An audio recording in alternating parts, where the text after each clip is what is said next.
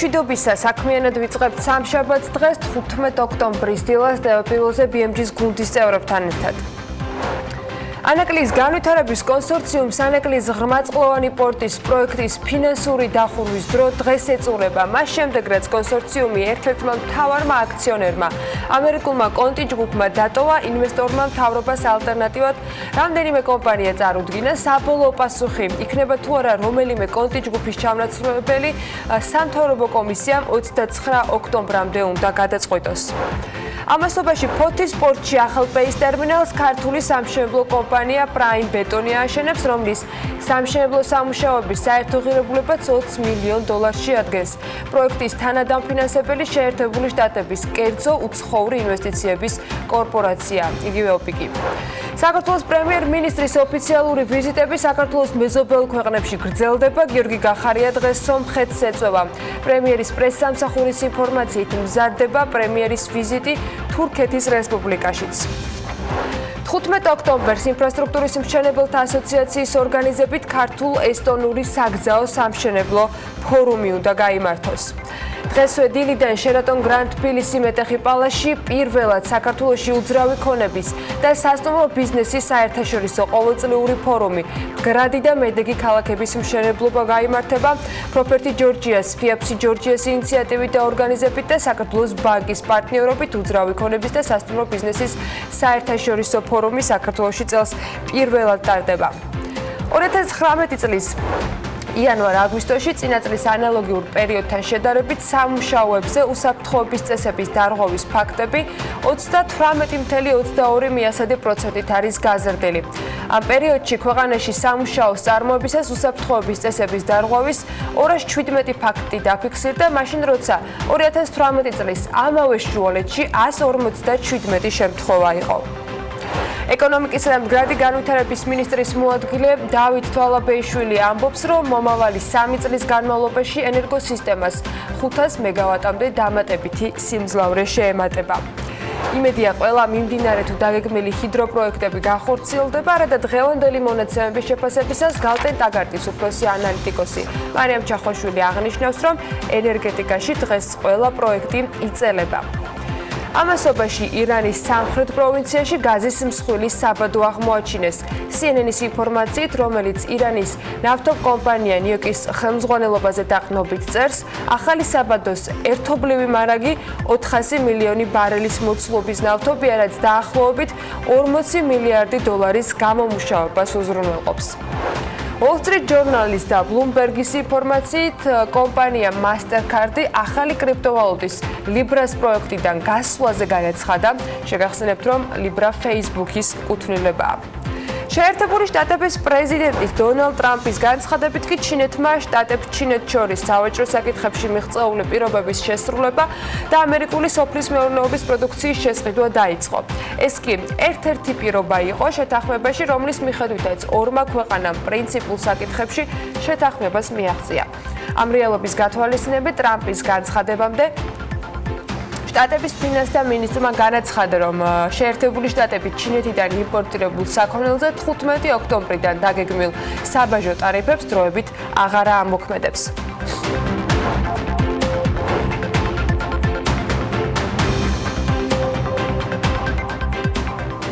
დილა მშვიდობისა, ნობელის და ეკონომიკის დარგის ლაურეატებით უნდა დავიწყოთ დღევანდელი საქმიანი დილა. წელს ნობელის პრემია ეკონომიკის დარგში 3 სპეციალისტს ერგო და იმედი ახლა მათ სახელებს სწორად ვიტყვი, ესენი არიან აფედი ბანერჯი, ესტერ დიუფლოსი და მაიკლ კრემერი. ამ 3 ადამიანმა ეს ჯილდო გლობალური სიღარიბის დაძლევის ახალი ექსპერიმენტალური მეთოდის შემუშავებისათვის მიიღო.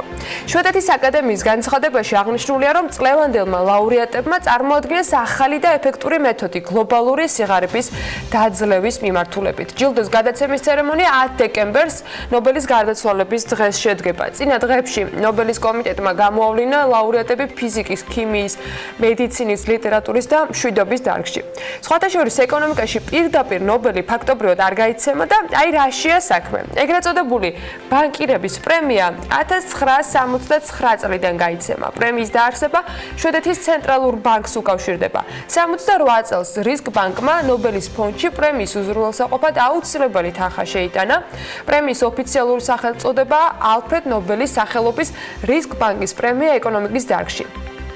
ეკონომიკაში პრემიის გაცემა არ მოიაზრებოდა ნობელის ანდერძით, თუმცა ჯილდო იმავე წესებით გაიცემა, როგორიც ზუსტ მეცნიერებაში და ლიტერატურაში.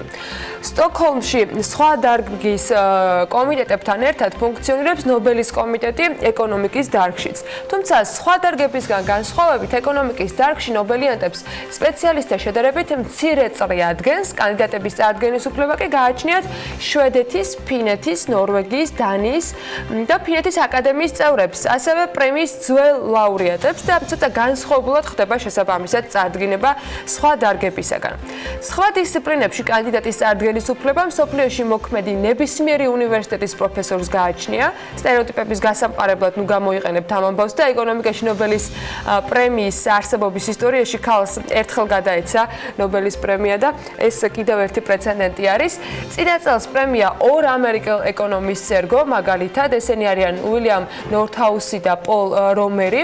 რომერმა და ნორთჰაუსმა შეიმუშავეს მაშინ გლობალური ეკონომიკის მდგრადის სამეცნიერო მოდელი და დაადგინეს თუ რა გავლენა ექნება კლიმატის ცვლილებას მსოფლიო ეკონომიკის ზრდაზე. ნუგეთ ასეთი ამბებია მსოფლიოში და ნობელიანტებში ჩვენ ამ დანარჩენ მსოფლიოსთან მიმართებით კი ჩვეულ რეიტინგებში ვეძებთ ახლა საქართველოს პოზიციებს და ამჯერზე საბანკო სფეროს მივატექით. მიუხედავად იმისა, რომ საბანკო სფერო ჩვენთან საქართველოში განვითარებულია და პროდუქტების მრავალფეროვნების თუ ინოვაციურობის კუთხით განვითარებულ ქვეყნებს ნამდვილად არ ჩამორჩებით, ზოგ შემთხვევაში პირიქით მცირე მოსახლეობიან ქვეყნებში უფრო მარტივია ხოლმე სიახლეების დატესტვა და ასეთი მაგალითებიც გქონია სხვათა შორის ქვეყანაში პლასტიკური ბარათების გამოყენების სიხშირე და რაოდენობა სხვა ქვეყნის მოსახლეობისაგან განსხვავებით, როგორც აღმოჩნდა, პოპულარობით დიდად ვერ სარგებლობს.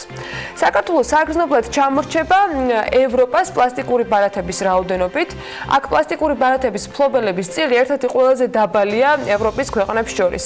გლობალური ინდექსის მონაცემთა ბაზას თუ ჩავხედავთ, საქართველოში მოსახლეობის დაახლოებით 40%, უფრო ზუსტად 39.9% აქვს პლასტიკური ბარათი, რაც ევროპის საშუალო მაჩვენებელს, ანუ 74% არის ევროპის საშუალო მაჩვენებელი, მნიშვნელოვნად ჩამორჩება, შეიძლება ითქვას, რომ ნახევარზე ცოტათი მეტია.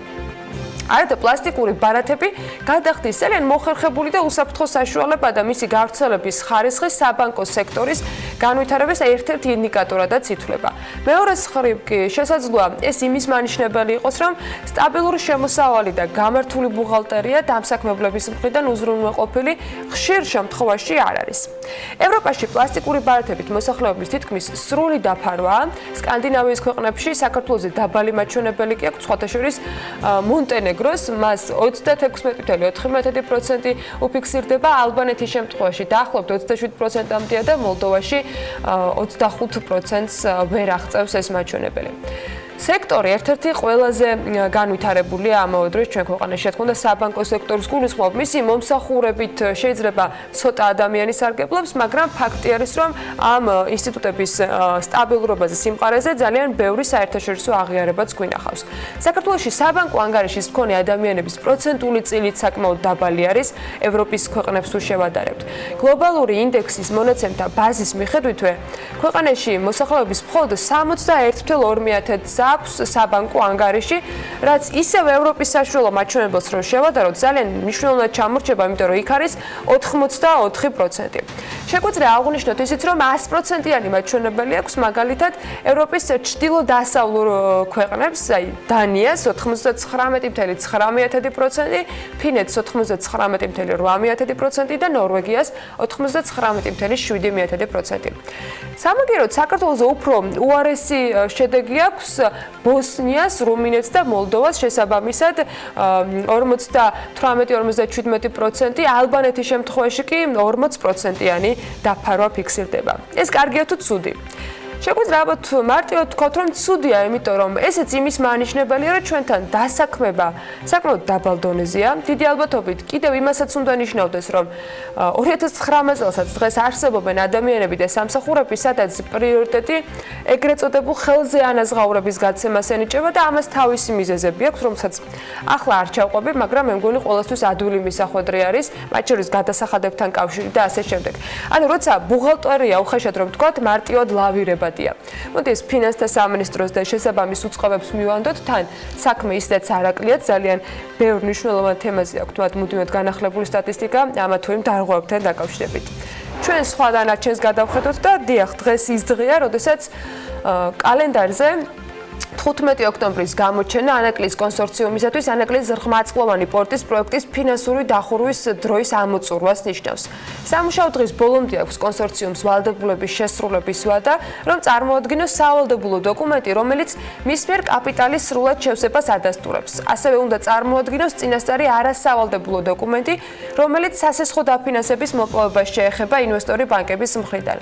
ამის შემდეგ უკვე შედეგების გათვალისწინებით უნდა შეიკრიბოს კომისია პრემიერ-მინისტრის ხელმძღვანელობით და მიიღოს შესაბამისი გადაწყვეტილება. ეს ოფიციალურად გაწერილი შეთანხმების პირობებია. კონსორციუმი დღეს რაიმე სახის დამატებითი დოკუმენტის წარდგენას სახელმწიფოს უწყობებისათვის არ გეგმავს. გუშინ ლევან ახვლედიანმა გააკეთა განმარტება, რომ მათ შემხვედრი წინადადება და გეგმა გასული კვირის ხუთშაბათს ინფრასტრუქტურის სამინისტროს უკვე მიაწოდეს. ამაზეც აუცილებლად გეტყვით დეტალურად, იქამდე რა ვითარება ამ დროისათვის.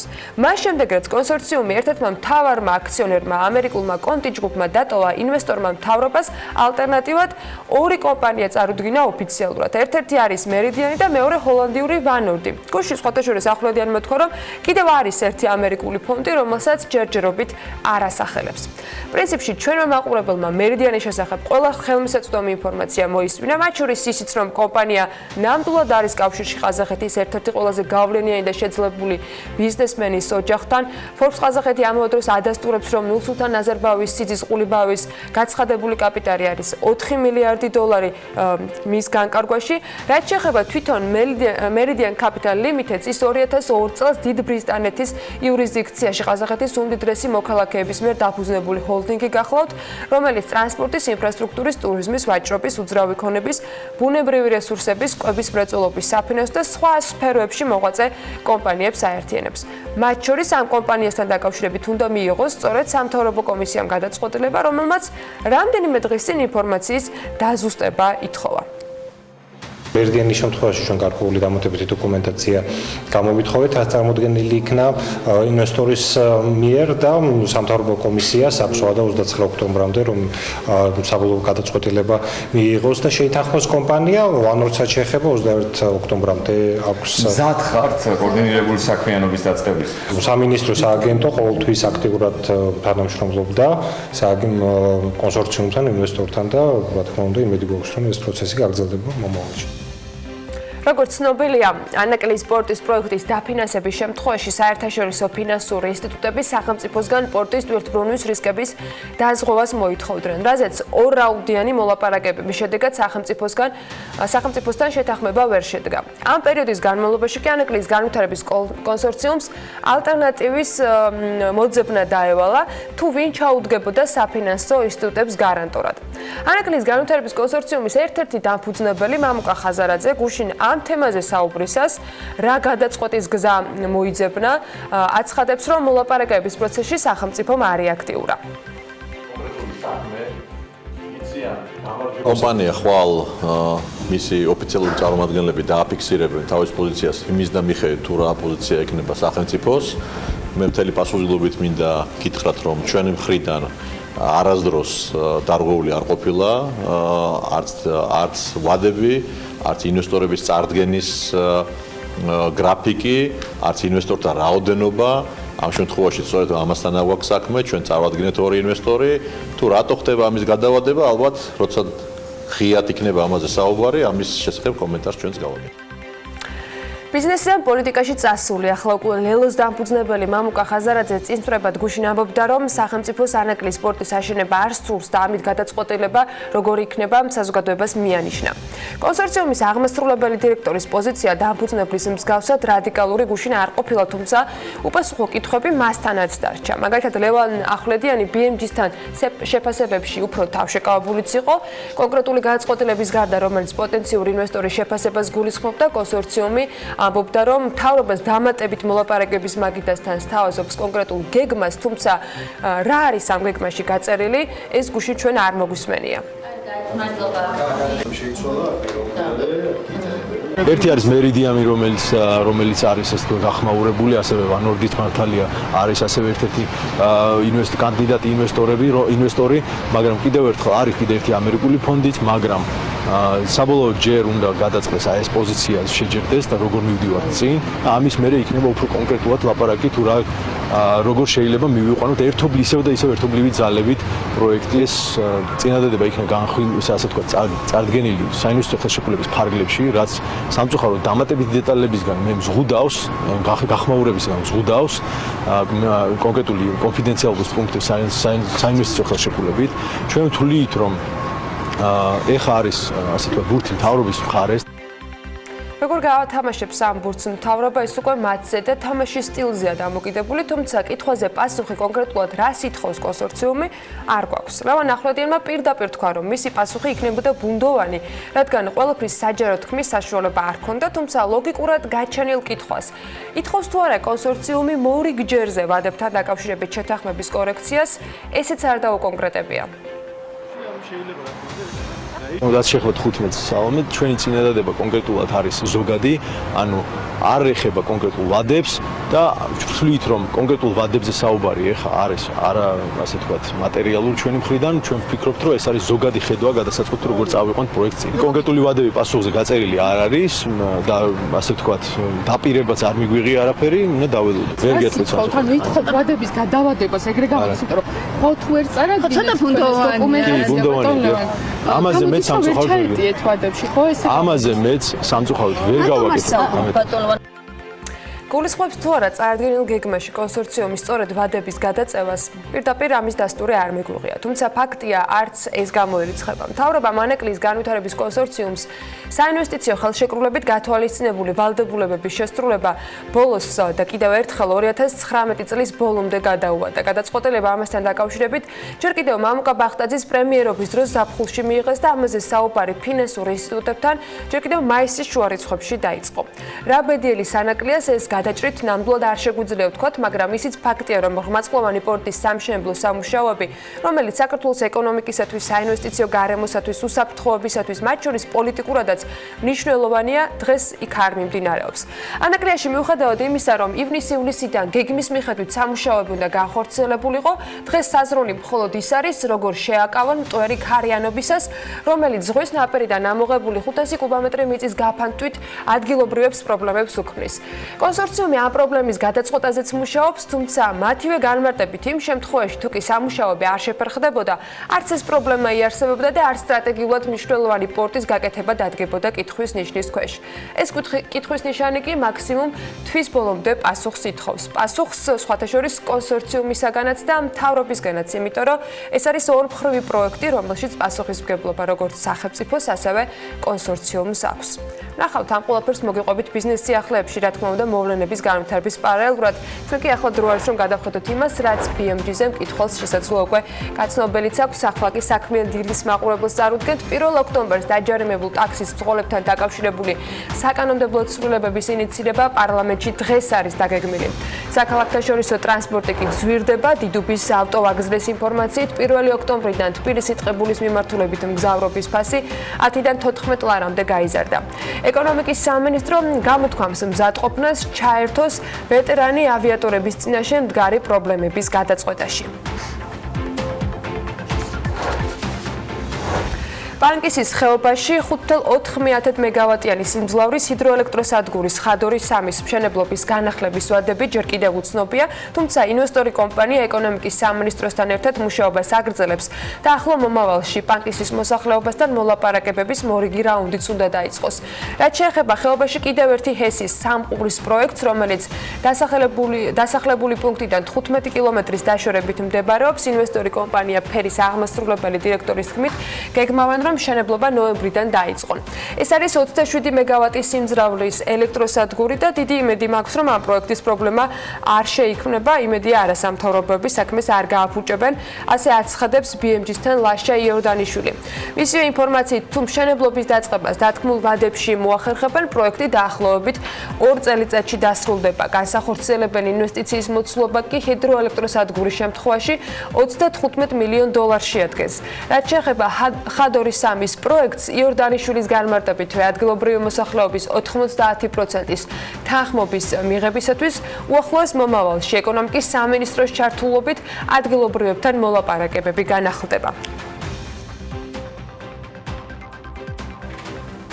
ეკონომიკის მინისტრის მოადგილის ინფორმაციით, მომავალი 3 წლის განმავლობაში ენერგოსისტემას 500 მეგავატამდე დამატებითი სიმძლავრე შეემატება. დავით ვალაბეიშვილმა ეს განცხადება არაგვი ჰესთან დაკავშირებით საუბრის დროს გააკეთა. ეკონომიკის სამინისტრო აღნიშნავს, რომ არაგვი ჰესი და მისი წყალსაცავი ენერგეტიკული დანიშნულების გარდა ადგილობრივი ეკონომიკის სხვა სექტორების განვითარებასაც უწყობს ხელს. ჰესის მშენებლობისას გაყვანილი გზა და ხელოვნური ტბა კი იზიდავს ტურისტებს, აღდგენილი გზით კი ადგილობრივ ფერმერებს საქონლები გადაჰყავთ. ახალი სადგურის დადგმული სიმძლავრე დაახლოებით 2 მეგავატია, ხოლო განხორციელებულმა ინვესტიციამ 8.800.000 ლარი შეადგინა. არაგვი ჰესი 2 ერთ-ერთია იმ 11 ჰიდროსადგურიდან, რომელიც ქვეყნის ენერგოსისტემას ბოლო 2 წლის განმავლობაში შეემატა, მათი დადგმული სიმძლავრე 100 მეგავატს უტოლდება. ენერგეტიკისა და წყალმომარაგების შესახებ კი ახალი კანონის განხილვასთან ერთად აქტუალური ხდება კითხვები, გაძვირდება თუ არა ელექტროენერგია. ასეთ შემთხვევაში როგორ დაიცავს სახელმწიფო შესაბამისად მოწყვლად მომხმარებელს და რამდენად შეიძლება საინვესტიციო გარემო ამ ყველაფერზე იყოს დამოკიდებული. კანონპროექტში ცალსახა პასუხი მოცემული ამ ყველა კითხვაზე არ არის, თუმცა რისი შეფასებაც უკვე შეიძლება რეგულირების გავლენის შეფასების დოკუმენტში ეს USAID-მა ასახა. კანონის მიღების შემდეგ USAID-ის ექსპერტები ვარაუდობენ, რომ საქართველოს საექსპორტო პოტენციალი $1.1 ლარს გადააჭერბებს, რაც შეეხება სამომხმარებლო ტარიფს, მოსალოდნელი არის, რომ ის 2025 წლამდე საშუალოდ ყოველწლიურად 1%-ით შემცირდეს. შეგვიძლია ახლა მოვისმინოთ გრაფიკულ სინქრონში, რა ფაქტორები მოახდენს ასეთ გავლენას ტარიფზე. ახალ ბაზრებს ექნება როგორც კომერციული, ისე იურიდიული ხელშეწყობა ეკონომიური იმპორტისა და ექსპორტისთვის. ახალ ბაზრებზე წვდომა შესაძლებელს გახდის რეზერვების განაწილებას, რაც შეამცირებს სიმძლავრის დანახარჯებსა და შედეგად საბითუმო ფასებს. დაჩქარდება საქართველოს ჰიდროენერგეტიკაში ახალი ინვესტიციების შერჩევა, ნებართვის გაცემა და განხორციელება. დაბალრისკიანი გარემოს წყალობით კაპიტალური დანახარჯების შემცირდება ახალი ინვესტიციებისთვის. მზისა და ქარის ენერგია იქნება სავალდებულო და პრიორიტეტული. ეს გაზრდის ფასებს. ამ კანონმა და რეგულირებისგან მაქსიმალურად თავისუფალმა ბაზარმა მომხმარებელს უნდა მისცეს ელექტროენერგიის თავად სადგურებისაგან შეძენის საშუალებაც, თუმცა მათთვის, ვისაც სავაჭრო პლატფორმების სარგებლობა არ შეეძლება, ან სოციალური მდგომარეობის გამო საბაზრო ფასს ელექტროენერგიაში ვერ გადაიხდის, უნივერსალური მიმწოდeblis ინსტიტუტი იმუშავებს, ასევე კანონპროექტი გვპირდება, რომ მოწყვლად მომხმარებელს სახელმწიფო დაიცავს. ახალი კანონის მიღება დაეხმარება მოწყვლად მომხმარებლებს. ამ ეტაპზე საქართველოში მოწყვლადი მომხმარებლების მხარდაჭერა გულისხმობს ელექტროენერგიის მინიმალური რაოდენობის მიწოდებას, შედარებით დაბალ ფასად. ამასთან მოსახლეობის იმ ნაწილს, რომელიც სოციალურად მოწყვლად კატეგორიას განეკუთვნება, ეძლევათ ელექტროენერგიის ვაუჩერებით, თუმცა აღნიშნული არ ატარებს სისტემატურ სახეს. ახალი კანონის ფარგლებში ქვეყნის მასშტაბით შეიქმნება ახალი მხარდაჭერის სქემა. ეს მხარდაჭერის სქემა კანონის მიღების შემდეგ თავად მთავრობამ უნდა დააზუსტოს, რაც შეეხება ენერგეტიკის საქართველოსთვის შედარებით ნაკლებად კონკურენტულ ბუნებრივი გაზის ბაზარს.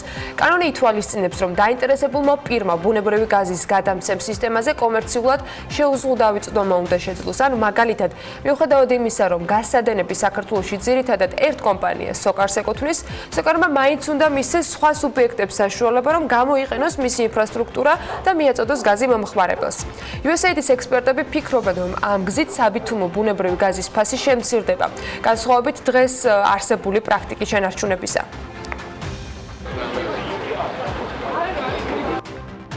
არსებული პრაქტიკის შენარჩუნება გრძელვადიან პერსპექტივაში გამოიწვევს ბუნებრივი გაზის ფასების ზრდას, რაც განპირობებულია ბუნებრივი გაზის რეგიონალურ ბაზრებზე ფასების მოსალოდნელი ზრდის ტენდენციით. ასეთ შემთხვევაში არსებული პრაქტიკის გათვალისწინებით საქართველოს მთავრობის მხრიდან დამატებითი სუბსიდირება გახდება საჭირო. ეს 2019 წლის იანვარ-აგვისტოში წინა წლის ანალოგიურ პერიოდთან შედარებით სამუშაოებზე უსაფრთხოების წესების დარღვევის ფაქტებზე 38.22%-ით გაზრდილი არის რაოდენობა. შინაგან საქმეთა სამინისტროს ინფორმაციით, ამ წლის საანგარიშო პერიოდში ქვეყანაში სამუშაოს წარმოებისას უსაფრთხოების წესების დარღვევის ჯამში 217 ფაქტია დაფიქსირებული, მაშინ როცა 2018 წლის ამავე პერიოდში 157 შემთხვევა იყო. რაც შეეხება გახსნის მაჩვენებელს, უწყება აღნიშნავს, რომ გასული წლის დანაშაულის რეგისტრირებული ფაქტებიდან 9, ანუ 5.73%, ხოლო 2019 წელს 8, ანუ 3.79% საქმე არის გახსნილი.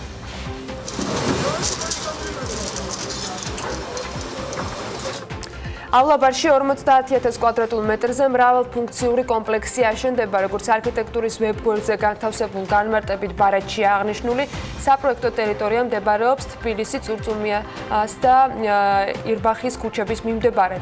პროექტირების შედეგად დაგეგმილი არის ტერიტორიაზე არსებული ნაგებობების ნაწილობრივი დემონტაჟი და ახალი თანამედროვე მულტიფუნქციური კომპლექსის მშენებლობა. ესკიზი, რომელსაც ახლა თქვენ კადრში ხედავთ, ძველი სამხედრო დანიშნულების შენობის ტრანსფორმაციას წარმოადგენს და ის საჯარო სივრცედ მოედნად უნდა გადაიქცეს არსებული ხენარგავების სრული შენარჩუნების ფონზე და ახალი განაშენიანების მასშტაბები ისტორიულ განაშენიანებასთან შესაბამისობაშია აღნიშნულია შესაბამისად განმარტებით ბარათში, რომელსაც მერიის ვებგვერდზე მოძებნით. ტაქსების რეფორმის მიმდინარეობის პარალელურად კი საქართველოში ქართული ლოჯისტიკური ტაქსის ტექნოლოგიური პლატფორმა აქსელი ფუძემდება, რომელიც საქართველოს ტაქსების ფედერაციაში, როგორც განმარტეს, ისეთივე ტაქსის გამოძახების სერვისი იქნება, როგორც მაგალითად არის მაქსიმი, მაიტაქსი, იანდექსი, ბოლტი და ასე შემდეგ.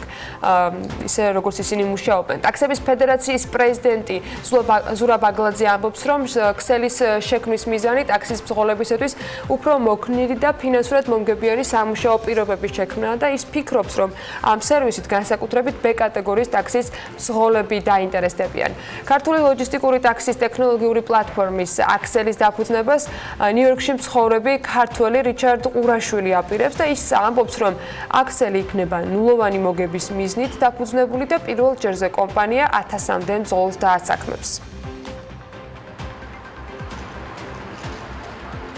დღეს 15 ოქტომბერს ინფრასტრუქტურის მშენებელთა ასოციაციის ორგანიზებით ქართულ-ესტონური საგზაო სამშენებლო ფორუმი გაიმართება, რომლის მიზანიც ქვეყნებს შორის გამოცდილების გაზიარება, საგზაო უსაფრთხოების, ინოვაციური ტექნოლოგიების, საავტომობილო გზების ინფრასტრუქტურის რაციონალური მართვა-გაუმჯობესების და სხვა აქტუალურ საკითხებზე მსჯელობაა.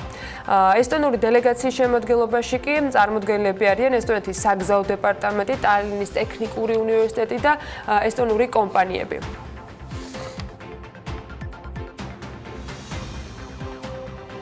საკმაოდ ბევრი ღონისძიება დღეს დაგეგმილი, რომელთა ნაწილზეც, რა თქმა უნდა, საქმიანი დილის ეთერში ეტაპობრივად მოგიყვებით კიდეც. თუმცა, ვიდრე დღევანდელ საქმიანი დილის სტუმრებს და ძირითად თემებს წარმოგიდგენდეთ, მოკლე სარეკლამო პაუზა გველდება და იქამდე მოდით გავეცნოთ ამინდის პროგნოზს, რომელსაც ჩვეულებრივ გარემოს ეროვნული სააგენტო გვაწვდის და მათი ინფორმაციით ამინდი დღეს 15 ოქტომბერს განპირობებული იქნება კასპიის ზღვის ჩრდილო-აღმოსავლეთით მდგარი ცივი ჰაერის მასების და სამხრეთიდან გადმონაცვლებული ცხელი ჰაერის მასების ურთიერთქმედებით. შესაბამისად, დრო გამოშვებით მოსალოდნელია საქართველოში ღურღლიანობის მომატება, მაგრამ მაინც უმეტესად უნალექოთ ჩაივლის დღე. ზოგან აღმოსავლეთის მიმართულების ქარი იქროლებს, მაგრამ თბილი დღე გველდება თითქმის ყველა ქალაქში.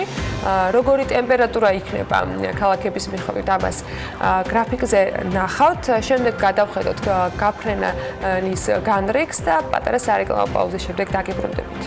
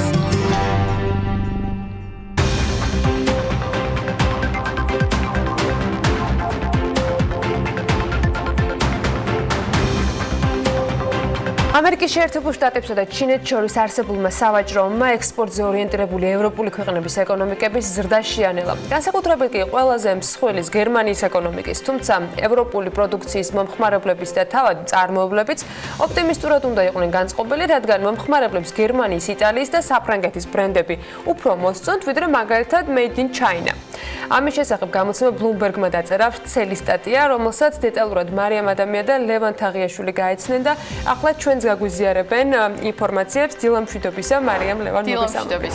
ანა ჯერჯერობით ამერიკის შეერთებული შტატები ჩინეთის სავაჭრო ომი ევროპას მნიშვნელოვნად არ შეხებია და არც გერმანიის ექსპორტს განუცდიავარდნენ, თუმცა ფაქტია, რომ ევროზონის ნომერ პირველმა ეკონომიკამ ზრდა შეანელა. ეს ნაწილობრივ იმის გამო ხდება, რომ სავაჭრო პარტნიორების შეშფოთება მომავალში ტარიფების ზრდის შესახებ უკვე იწვევს ქარხნებში შეკვეთების შემცირებას, წუხილი კი ნაწილობრივ გამართლებულია, რადგან ანალიტიკოსების უმრავლესობა ვარაუდობს, რომ თუკი სავაჭრო ომი ევროპის კონტინენტზეც გავრცელდება, ეს დიდი დარტყმა იქნება თავად ევროპისთვის. ცალკე უნდა აღინიშნოს ისიც, რომ სავაჭრო ომის გავლენის პროგნოზირებისას გამოყენებული მოდელები ითვალისწინებს უამრავ მონაცემს იმის შესახებ, თუ როგორ რეაგირებს მოთხოვნა სხვადასხვა სექტორში ფასების ცვლილებაზე. ამასთან ისინი დიდწილად უβულებელ ყოფენ პოტენციურად მნიშვნელოვან ფაქტორს ბრენდის ღირებულებას წარმოშობის მიხედვით. მარიამ, მაყურებელს უთხრათ, რომ ამასთან დაკავშირებით კვლევაც არსებობს, სადაც დეტალურად არის ჩაშლილი თუ როგორ რეაგირებს მომხმარებელი პროდუქტის წარმოშობის ქვეყანაზე.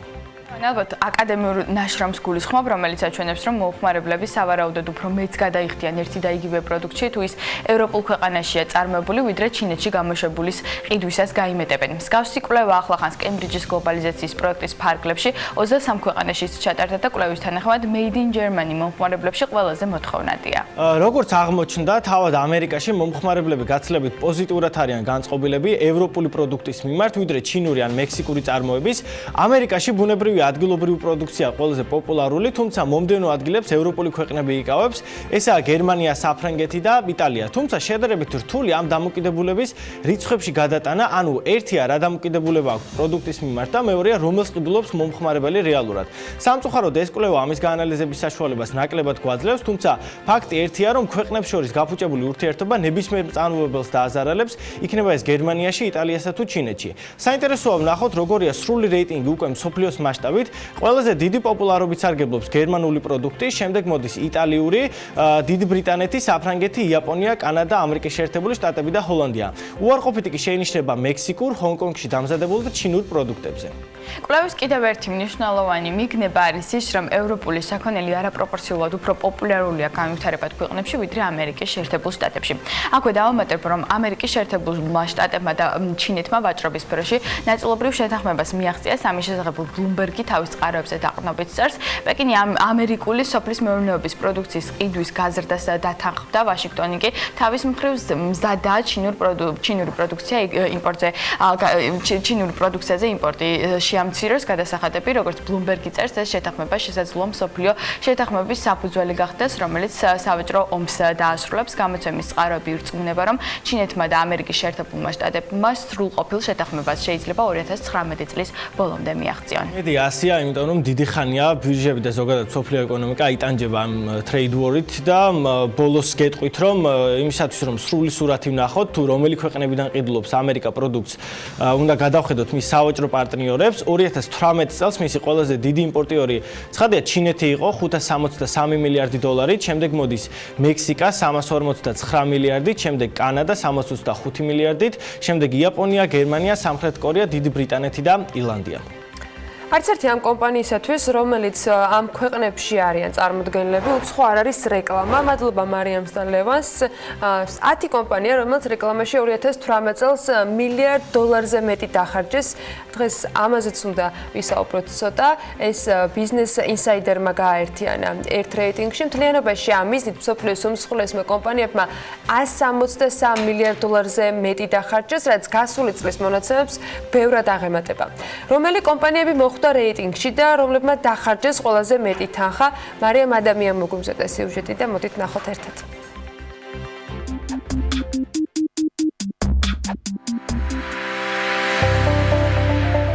დღეს პოპულარობის გასაზრდელად და საკუთარი პროდუქციის უკეთ გაყიდვის მიზნით კომპანიები ყოველწლიურად მილიარდობით დოლარს ხარჯავენ. სარეკლამო ხარჯები განსაკუთრებით დიდია ტექნოლოგიური კომპანიების შემთხვევაში. ასე მაგალითად, ბიუჯეტის 32% რეკლამაზე იხარჯება Amazon-ში, 23% Google-ში, ხოლო 236% Facebook-ში. თუმცა ამ მაჩვენებლით ლიდერი კომპანია Comcast Corporation-ია 6 მილიარდ 12 მილიონი ამერიკული დოლარით. აღსანიშნავია ისიც, რომ მისი მთლიანი ბიუჯეტი 192 მილიარდ ამერიკულ დოლარს შეადგენს და ისეთ ცნობილ ბრენდებს აერთიანებს, როგორებიცაა Universal Pictures, NBC, Sky და Telemundo. გასულ წელს 5 მილიარდ 36 მილიონი დოლარი დახარჯა რეკლამაში ამერიკულმა ტელეკომუნიკაციების კომპანია AT&T-მ, რის გამოც სიის მეორე ადგილი დაიკავა. კომპანია ცნობილ ტელევიზიებს აერთიანებს, ისეთებს როგორებიცაა Warner Media, HBO და Warner Brothers-ი. სამეულში მოხვდა Amazon-იც, რომლის განცხადებების დიდი ნაწილი ინტერნეტშია განთავსებული, ამიტომაც გასულ წელს ამ მიზნით 4 მილიარდ 57 მილიონი დოლარი დახარჯა. აქედან მილიარდ 3 მილიონი მხოლოდ ინტერნეტ რეკლამებში ჩაიდო. კომპანია, რომელმაც რეკლამაში 2018 წელს მილიარდ ამერიკულ დოლარზე მეტი დახარჯა, Procter & Gamble-ია და ამ მიზნით 4 მილიარდ 3 მილიონი ამერიკული დოლარი გამოყო. სახლის მოვლისა და ჰიგიენის ათობით პროდუქტის მწარმოებელ ბრენდს დღეს ამერიკელების 53% ანიჭებს უპირატესობას, თუმცა მიუხედავად მოთხოვნის ზრდისა, პირდაპირ პროპორციულად იზრდება კომპანიის ხარჯების რეკლამაზე. ხუთეულშია General Motors-ი 3 მილიარდ 14 მილიონი დოლარის სარეკლამო დანახარჯებით. მას კი Walt Disney მოსდევს 3 მილიარდ 13 მილიონი დოლარით. ბოლო 10 წლეულების განმავლობაში Walt Disney-მ ისეთი ცნობილი და მსხვილი კომპანიები შეისყიდა, როგორებიც არის 20th Century Fox, Pixar-ი და Marvel-ი. ამიტომაც დღეს Walt Disney 128 მილიარდ ამერიკულ დოლარად არის შეფასებული. მეშვიდე ადგილზეა Checker Communication-ი, რომელმაც 3 მილიარდ დოლარზე მეტი დახარჯა გასულ წელს რეკლამაზე. ამერიკული მასმედიისა და სატელეკომუნიკაციო კომპანიის მოგება ინტერნეტ მომხმარებლის მეშვეობით განსაკუთრებით გაიზარდა. ამიტომაც ზრდის წლიდან წლამდე რეკლამის მიმართულებით ბიუჯეტს. ბოლო 3 პოზიციას კი Google-ის შვილობილი კომპანია Alphabet-ი, ამერიკული საკრედიტო კომპანია American Express-ი და ერთ-ერთი უმსხვილესი სატელეკომუნიკაციო კომპანია Verizon Communication-ი ინაწილებენ. რეკლამა ჩვენ სარესტორნო ბიზნესსაც ჭირდება, თუმცა ვიდრე მარკეტინგულ დანახარჯებამდე მივალთ სფერო, რომელიც მნიშვნელოვანი ტურისტული ინდიკატორია, სხვა ბევრი გამოწვევის წინაშეც არის. PMG საუზმის მორიგი სერია უნდა წარმოგედგინოთ ახლა, რომელსაც ლევან ქოქიაშვილი უწყობა და ამ სფეროს პროფესიონალებთან ერთად ძალიან საინტერესო მსჯელობა უნდა შემოგთავაზოთ ადგილობრივი პროდუქციის მნიშვნელობაზე, მისი მოწოდების უწყვეტობაზე და მთავარ პრობლემაზე, რაც სარესტორნო ბიზნესს ექმნება.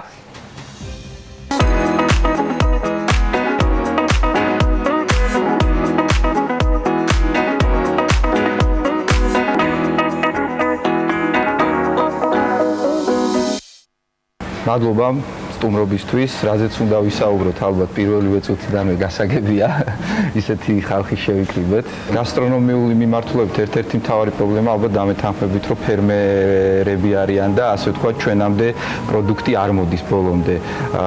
აი, რატომ არის, რომ საერთოდ გასტრონომია და ფერმერები ამ ეტაპზე არა ვართ კარგად ერთმანეთთან დაკავშირებული, ეს ხო აი დიდი განვითარების წყაროა. მახსოვს აი შენი Facebook-ის ერთ-ერთი სტატუსი, როდესაც ასე ვთქვათ, სადესერტო ყურძენი მოიყვანე და ფოტო დადე, რომ აი ყველა რო ამ საღვინეს აკეთებთ რა და ეს სომხეთი და რო შემოდის, ხო ეს რა ქვია სადესერტო ყურძენი, ერთდღესაც ამ ხელა კახეთში გადაწყვიტა ჭიჭიკომ რომ ისექნა, რა ქვია სადესერტო ყურძენი გაიგეთ ამ სკალი, ხო აი რატო გვაქვს ეს პრობლემა, ანუ რატოა თეკუნა შენი აზრით, ანუ აი ესეთი პრობლემა ჩვენს წინაშე. ხო, ისე, იმიტომ რომ თუნდაც მზარეულები პირდაპირ არ მუშაობენ ფერმერებთან, რაც არის აი საზღვარგარეთ მაგალითად, რომ უკვე შუამავალი აღარ არსებობს, ასე ვთქვა და უკვე მზარეული მიდის ფერმერთან და ეუბნება, რომ აი შენ ეს თუ მომიყვან მე ამას ამდენს და ამ ხარისხისას მე ამას სულ ვიყიდი და უკვე ის ფერმერი კი აღარ ინერვიულებს, რომ ბაზარში უნდა წაიღოს ან ვიღაცას ჩააბაროს, ზუსტად მოყავს ის,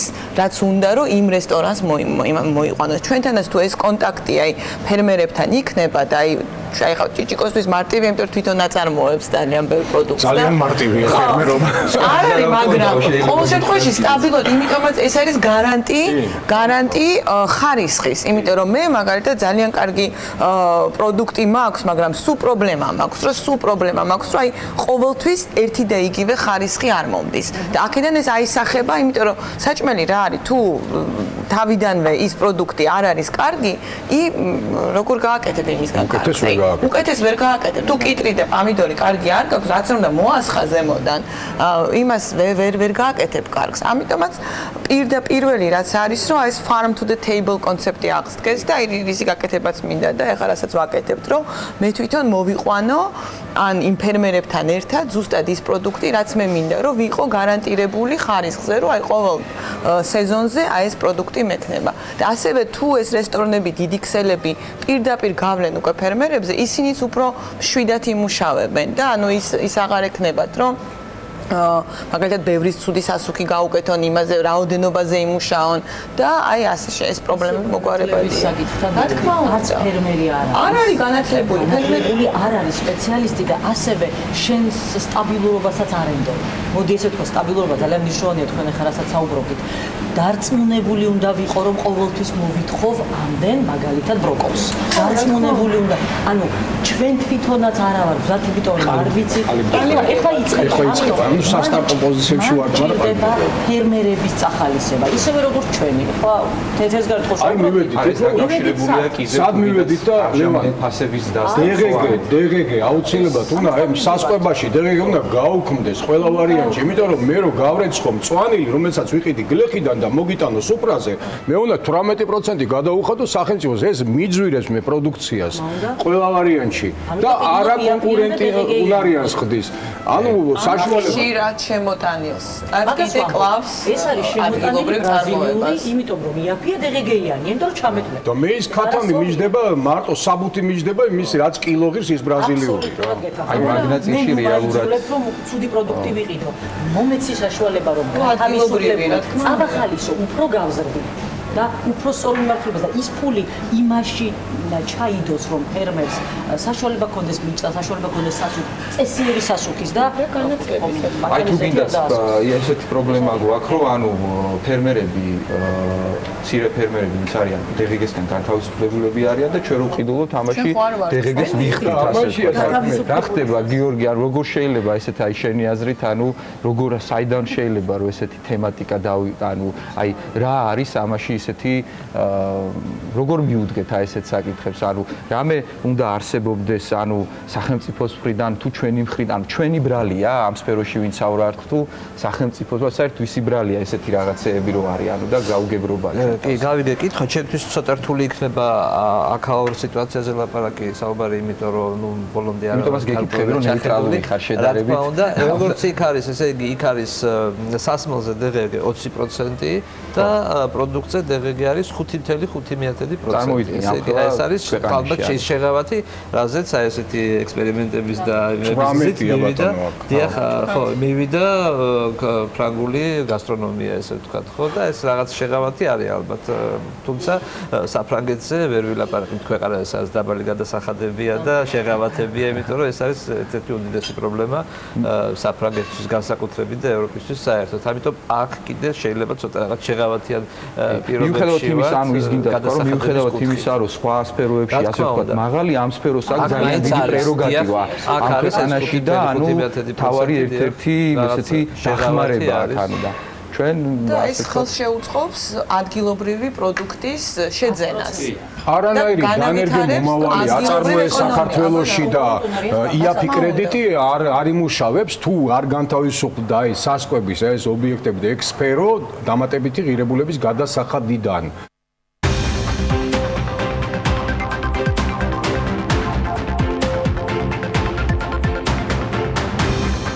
პანკისის ხეობაში 5.4 მეგავატის სიმძლავრის ჰიდროელექტროსადგურის ხადორის 3-ის მშენებლობის განახლების ვადები ჯერ კიდევ უცნობია, თუმცა ინვესტორი კომპანია ეკონომიკის სამინისტროსთან ერთად მუშაობას აგრძელებს და ახლო მომავალში პანკისის მოსახლეობასთან მოლაპარაკების მორიგი რაუნდი უნდა დაიწყოს.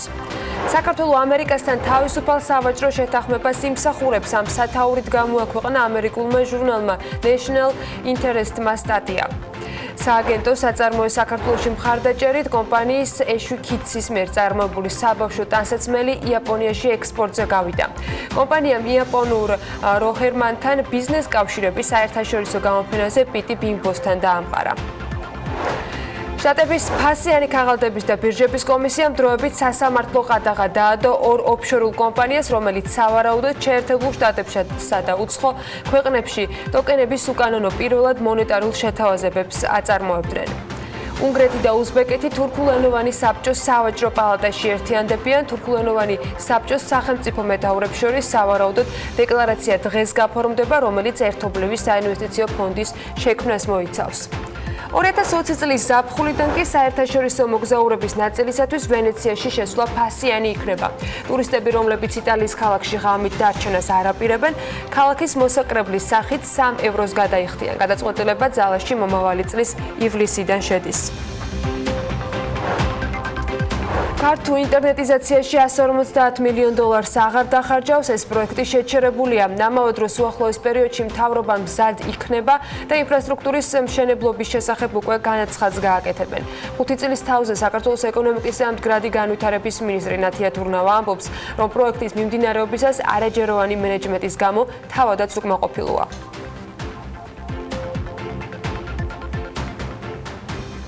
ეკონომიკის მინისტრი ამბობს, რომ უახლოეს პერიოდში მზად იქნებიან გამოაცხადონ, როდის დაიწყებენ ინფრასტრუქტურის მშენებლობას. დამატებითი განმარტება საქმის კურსის ეთერში კი გუშინ უჩას ეთურმა მცირე და საშუალო ოპერატორების ასოციაციის ხელმძღვანელმა გააკეთა ამ პროექტთან დაკავშირებით. უნდა მოხდარიყო მხოლოდ ქსელის შენებლობა, უნდა მოხდარიყო მისი ოპერირება, მაგრამ ოფერნეტი არ იქნებოდა ერთიანი სერვისის მიმწოდებელი, ცოტა ტექნიკურია, შეიძლება ეს დამაყურებლისთვის ასე ვთქვათ, სულად გასაგები იყო. შეერთებოდნენ სხვა ოპერატორებიც, ხო?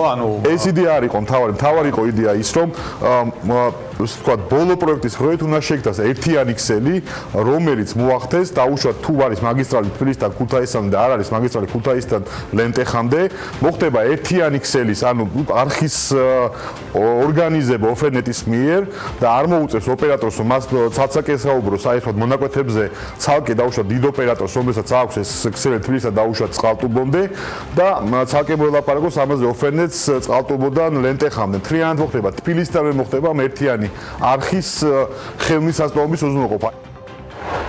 ნათია თურნავას არანაირი მონაწილეობა არ მიუღია თბილისის აეროპორტის კერძო ინვესტორებისათვის გადაცემის პროცესში, რომელიც 2005 წელს განხორციელდა. ასე გამოეხმაურა ეკონომიკის სამინისტრომ დეპუტატ დავით ჭიჭინაძის განცხადებას.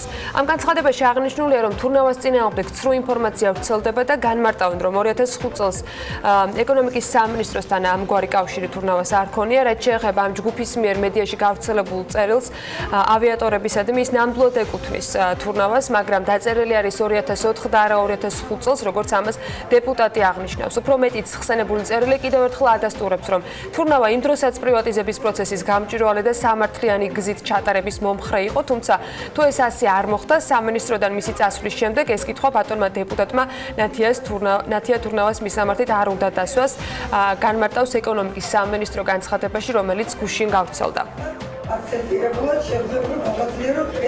საქალაქთაშორისო ტრანსპორტი ძვირდება დიდუბის ავტოვაგზლის ინფორმაციით. 1 ოქტომბრიდან თბილისი ტყიბულის მიმართულებით მგზავრობის ფასი მაგალითად 10 ლარიდან 14 ლარამდე გაიზარდა. მგზავრების ნაწილი აღნიშნავს, რომ ბოლო პერიოდში გაზრდილი ტარიფით მოძრაობენ სამეგრელოსა და იმერეთის მიმართულებით მოძრავი სხვა მიკროავტობუსებიც. მაგალითად წალენჯიხის მიმართულებით მგზავრობის ფასი 15-დან 20 ლარამდეა გაზრდილი, ხონის მიმართულებით კი 12-დან 15 ლარამდე. როგორც დიდუბის ავტოვაგზლის გენერალური დირექტორი ნესტორ მიქაძე BMG-სთან ამბობს, ტარიფების გაზრდა მძღოლების მომართვის საფუძველზე მოხდა, მიზეზად კი სავალუტო რყევების სახელდება. მიქაძის ინფორმაციით გასული წლის შემდეგ ჯერ არ გაძვირებულა თბილისი-ქუთაისის მიმართულება, რომლის ფასიც 12 ლარია, ასევე 12 ლარი ღირს წყალტუბოში მგზავრობაც. ბათუმის მიმართულებით კი მგზავრობის ფასი 20 ლარი ღირს. რაც შეეხება თბილისი-გორის მიმართულებას, ამ ხაზზე მძღოლებმა მგზავრობის ფასი 3-დან 4 ლარამდე გაზაფხულზე გააძვირეს. სააგენტო საწარმოო საქართველოში მხარდაჭერით კომპანიის ეშვიქიცის მიერ წარმოებული საბავშვო ტანსაცმელი იაპონიაში ექსპორტზე გავიდა. კომპანიამ ეშვიქიც იაპონურ კომპანიასთან როხერმანთან ბიზნეს კავშირების საერთაშორისო გამოფენაზე პიტი ბიმბოზე დაამყარა. ეს ერთ-ერთი ყველაზე ცნობილი მაღაზია არა მხოლოდ იაპონიის, არამედ შეერთებული შტატების მასშტაბითაც. გამოფენა პიტი ბიმბო 2019 წელს ივნისში ფლორენციაში გაიმართა, სადაც სააგენტო საწარმოო საქართველოში მხარდაჭერით ამ კომპანიასთან ერთად კიდევ 3 ქართული კომპანია ჟირაფი, ანცი და სპილოუ იყო წარმოდგენილი. BMG-ის ინფორმაციით მსოფლიოში 61 უმსხვილესი ბრენდი ბანანა რეპუბლიკის საქართველოს ბაზრიდან გადის. ბრენდის ერთადერთი ოფიციალური მაღაზია თბილისი მოლის პირველ სართულზე მდებარეობს, რომელიც სამუშაო საათებში მიმდინარე კვირაში უკვე დაკეტილი იყო. ინფორმაციის გადამოწმების მიზნით ჩვენ ბრენდის ოფიციალურ წარმომადგენლობას რითეილ გრუპ ჯორჯიას დაუკავშირდით, სადაც გვითხრეს, რომ მაღაზია ჯერჯერობით დაკეტილი არ არის და ბრენდთან ოფიციალურად შეთანხმებულ დეტალურ ინფორმაციას უკვე დაახლოებით 2 კვირაში გაავრცელებენ. პედიატრიული კლინიკა Kids & Co-ს დირექტორი ამბობს, რომ ფული, რომელსაც საყოველთაო ჯანდაცვაში სახელმწიფო ხარჯავს, არარაციონალურად გამოიყენება. მისი თქმით, ამ სერვისს სახელმწიფო არ უნდა ახორციელებდეს და ის კერძო სადაზღვეო კომპანიების ოპერირების ქვეშ უნდა იყოს. მიზნად კი ივა ყაჭიური ამ თანხების არარაციონალურ და არაეფექტურ ხარჯვას ასახელებს. მან საყოველთაო ჯანდაცვის პროგრამაში ჩართული კლინიკების კიდევ ერთ პრობლემაზე ისაუბრა. BMG-სთან ის აღნიშნავს, რომ სახელმწიფო სამედიცინო დაწესებულებებს თანხების ჩარიცხვას 5 თვით უგვიანებენ, რაც ბევრ კლინიკას დიდი გამოწვევის წინაშე აყენებს. ის ფული, რომელსაც სახელმწიფო იხდის და ხარჯავს ამ მიმართულებით, არარაციონალურად გამოიყენება და არარაციონალურად იხარჯება, ესეც ფაქტია, იმიტომ რომ პრაქტიკულად ვერ ხდება ფულის დაგროვება ერთთან რამოდენიმე ხელში და მე ამ ფულის რეინვესტირება ისევ სამედიცინო სექტორში, ხარისხის გაზ და ახალი რაღაცეების შემოტანა და ასე შემდეგ. მე ყოველ შემთხვევაში ასე ვფიქრობ, რომ ჯობია სახელმწიფო საერთოდ არ იყოს ამ სერვისების მყიდველი. რა თქმა უნდა, კერძო სადაზღვეო კომპანიები უნდა ახორციელებდნენ ამ მისიას და სახელმწიფო უნდა ყიდულობდეს თავისთვის საჭირო სერვისებს სწორედაც რომ კერძო სადაზღვეო კომპანიებში, რაც ჩემის აზრით ბევრად უფრო ხარჯ-ეფექტური იქნებოდა. მართალია, ლევან თაღიაშვილი მსოფლიოს ტექნოლოგიურ კონგრესს ერევანში არ დასწრებია, დილიდან საქმიანი დილის ეთერშია, თუმცა მარკეტერის სტატიის და ინტერნეტ მასალის დახმარებით შეძლო, რომ მთავარი აქცენტები დღევანდელი ეთერისთვის შეეკრიბა. ხელოვნური ინტელექტის მიერ დაწერილ მუსიკალურ კომპოზიციას და სხვა საინტერესო თემებზე სწორედ ის მოგვიყვება. ლევანი გვერდება ახლა საქმიანი დილის ეთერში, ლევან კიდევ ერთხელ მოგესალმებით. კიდევ ერთხელ დილა მშვიდობის. როგორც მარკეტერი წერს, ტექნოლოგიური კონგრესის ერთ-ერთი ამომავალი წერტილი დივერსიფიკაციაა, რათა სიახლეებზე წვდომა და ინფორმაცია ყველა სახელმწიფოს ჰქონდეს განურჩევლად კონტინენტის თუ ქვეყნის ზომისა. სწორედ ამიტომ 2019 წელს სომხეთი, კონკრეტულად კი ერევანი არჩიეს. ძირითადი თემები, რაც ფორუმზე განიხილეს, იყო ხელოვნური ინტელექტი, კვანტური კომპიუტერები, სახელმწიფოების IT თავდაცვის პოლიტიკა, 5G ინტერნეტი, IoT სისტემა, ანუ ნივთების ინტერნეტი, გენური ინჟინერია და ამ საკითხების ეთიკური მხარები, რაც ჩემი აზრით ყველაზე საინტერესო ნაწილია. ერთი საინტერესო დეტალი გახსნის ღონისძიება სწორედ ხელოვნური ინტელექტის გარშემო აიწყო. ერევანის რესპუბლიკის მოედანზე მოწყობილ დიდ სცენაზე 10,000-ობით ადამიანის თვალწინ 15 ქვეყნის 100 მუსიკოსისგან შემდგარმა ორკესტრმა ხელოვნური ინტელექტის მიერ დაწერილი კომპოზიცია შეასრულა. როგორც ამერიკის შეერთებული შტატების მთავრობის ყოფილი წარმომადგენელი რიჩარდ კლარკი აღწერს, ჩვენ ციფრული განვითარების პირველ ფაზაში ვიმყოფებით, მომდევნო ეტაპი კი ხელოვნური ინტელექტი, კვანტური კომპიუტერები და 5G ინტერნეტი იქნება. კონგრესზე ხელოვნური ინტელექტის როლი IT უსაფრთხოების კუთხით უფრო იყო ხაზგასმული. ამ თემას სხვადასხვა ქვეყნის მთავრობების წარმომადგენლები და ექსპერტები პანელ დისკუსიების რეჟიმში განიხილავდნენ და ყოველ ჯერზე ხაზს უსვამდნენ IT უსაფრთხოების სისტემაში ხელოვნური ინტელექტის ინტეგრირების აუცილებლობას. AI-ს როგორც კიბერშეტევების წინასწარმეტყველებისა და მათზე ადამიანების სწრაფად რეაგირების საშუალებას.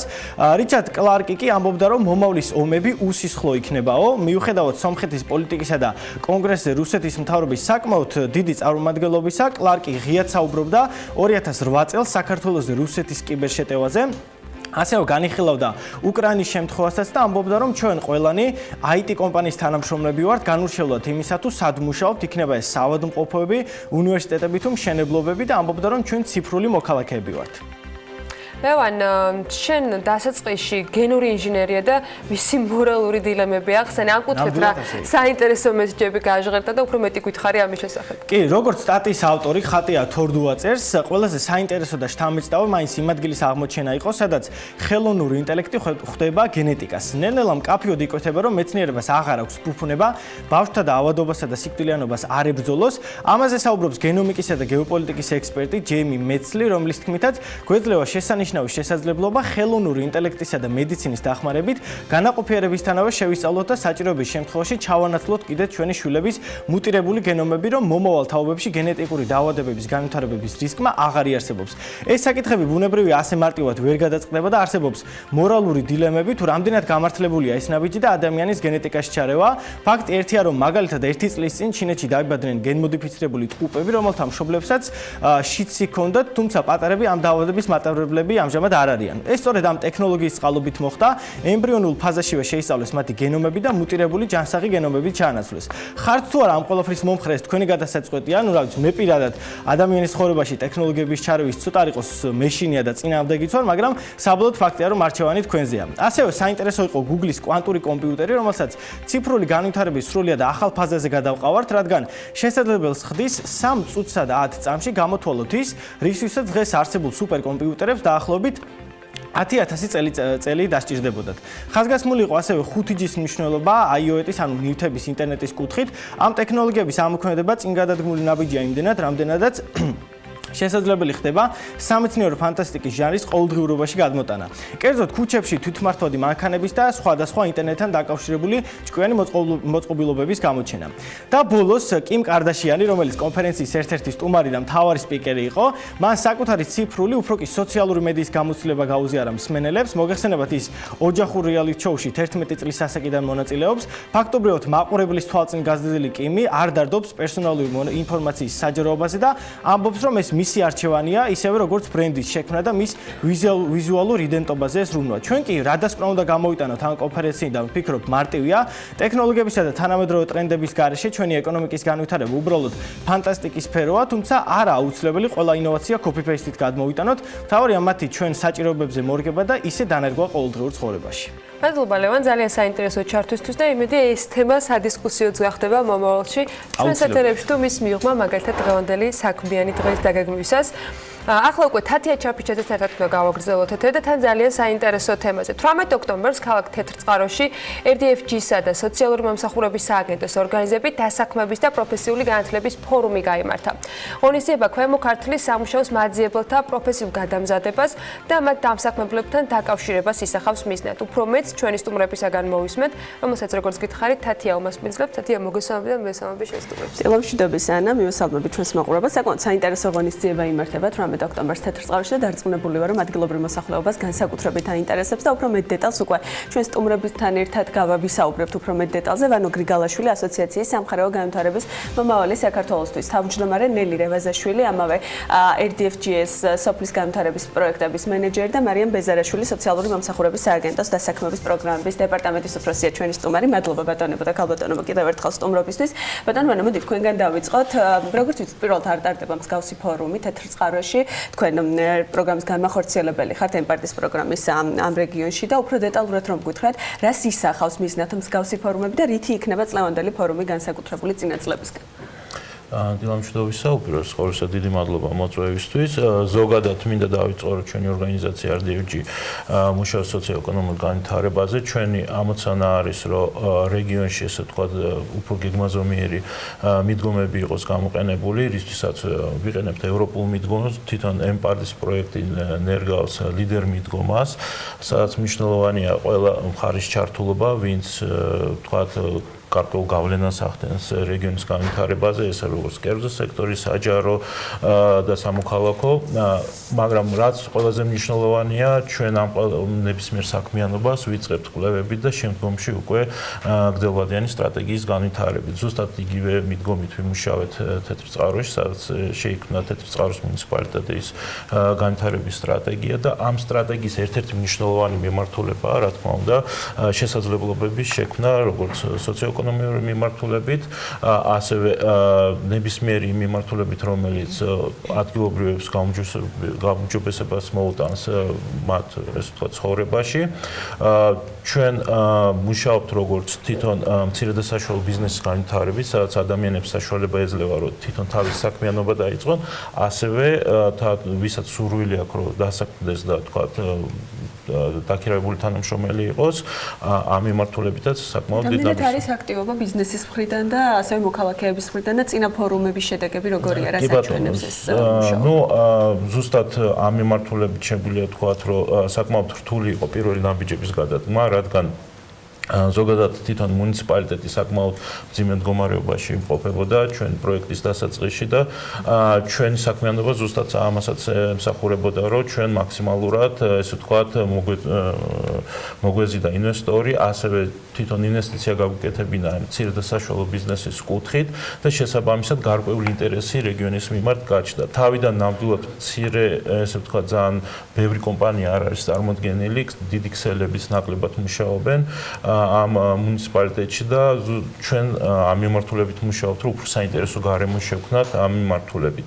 აქედან გამომდინარე, რომ შედეგები ვთქვათ, რამდენი ადამიანი დასაქმდა წინა ფორუმებზე, როგორ იყო, რამდენით გაიზარდა ახლანდელი ფორუმის ჩვენ მოდით აქ მნიშვნელოვანი საკითხი ვთქვათ, რომ მნიშვნელოვანი კომპონენტი ამ პროექტის არის ინოვაციური მიდგომა, რომელიც ჩვენ ევროპიდან გადმოვიღეთ, ეს არის implement shuttle არის, ანუ დასაქმების პროგრამას ვეძახით ქართულად, სადაც ამ მიდგომის შედეგად საკმაოდ დიდი, ესე ვთქვათ, ძალისხმევა დავხარჯეთ იმაზე, რომ გაგვიაქტიურებინა ის პასიური მოსახლეობა, რომელიც, ესე ვთქვათ, დიდი სურვილი აქვს, ვთქვათ, რომ გარკვეული სამსახური იპოვოს, მაგრამ ნაკლებად, ესე ვთქვათ, შესაძლებლობები აქვს ამწუხნელმა ინფორმაციაზე. ამიტომაც მთელი ამ პროგრამის იდეა არის დაკავშირება განსაქმებლის და ესე ვთქვათ, მაძიებლის და ამ მიმართულებით უკვე 6 ესე ვთქვათ, ნაკადი აი ამ implement shuttle-ის ჩატარდა, რომელიც ამ ეტაპზე უკვე საკმაოდ, ესე ვთქვათ,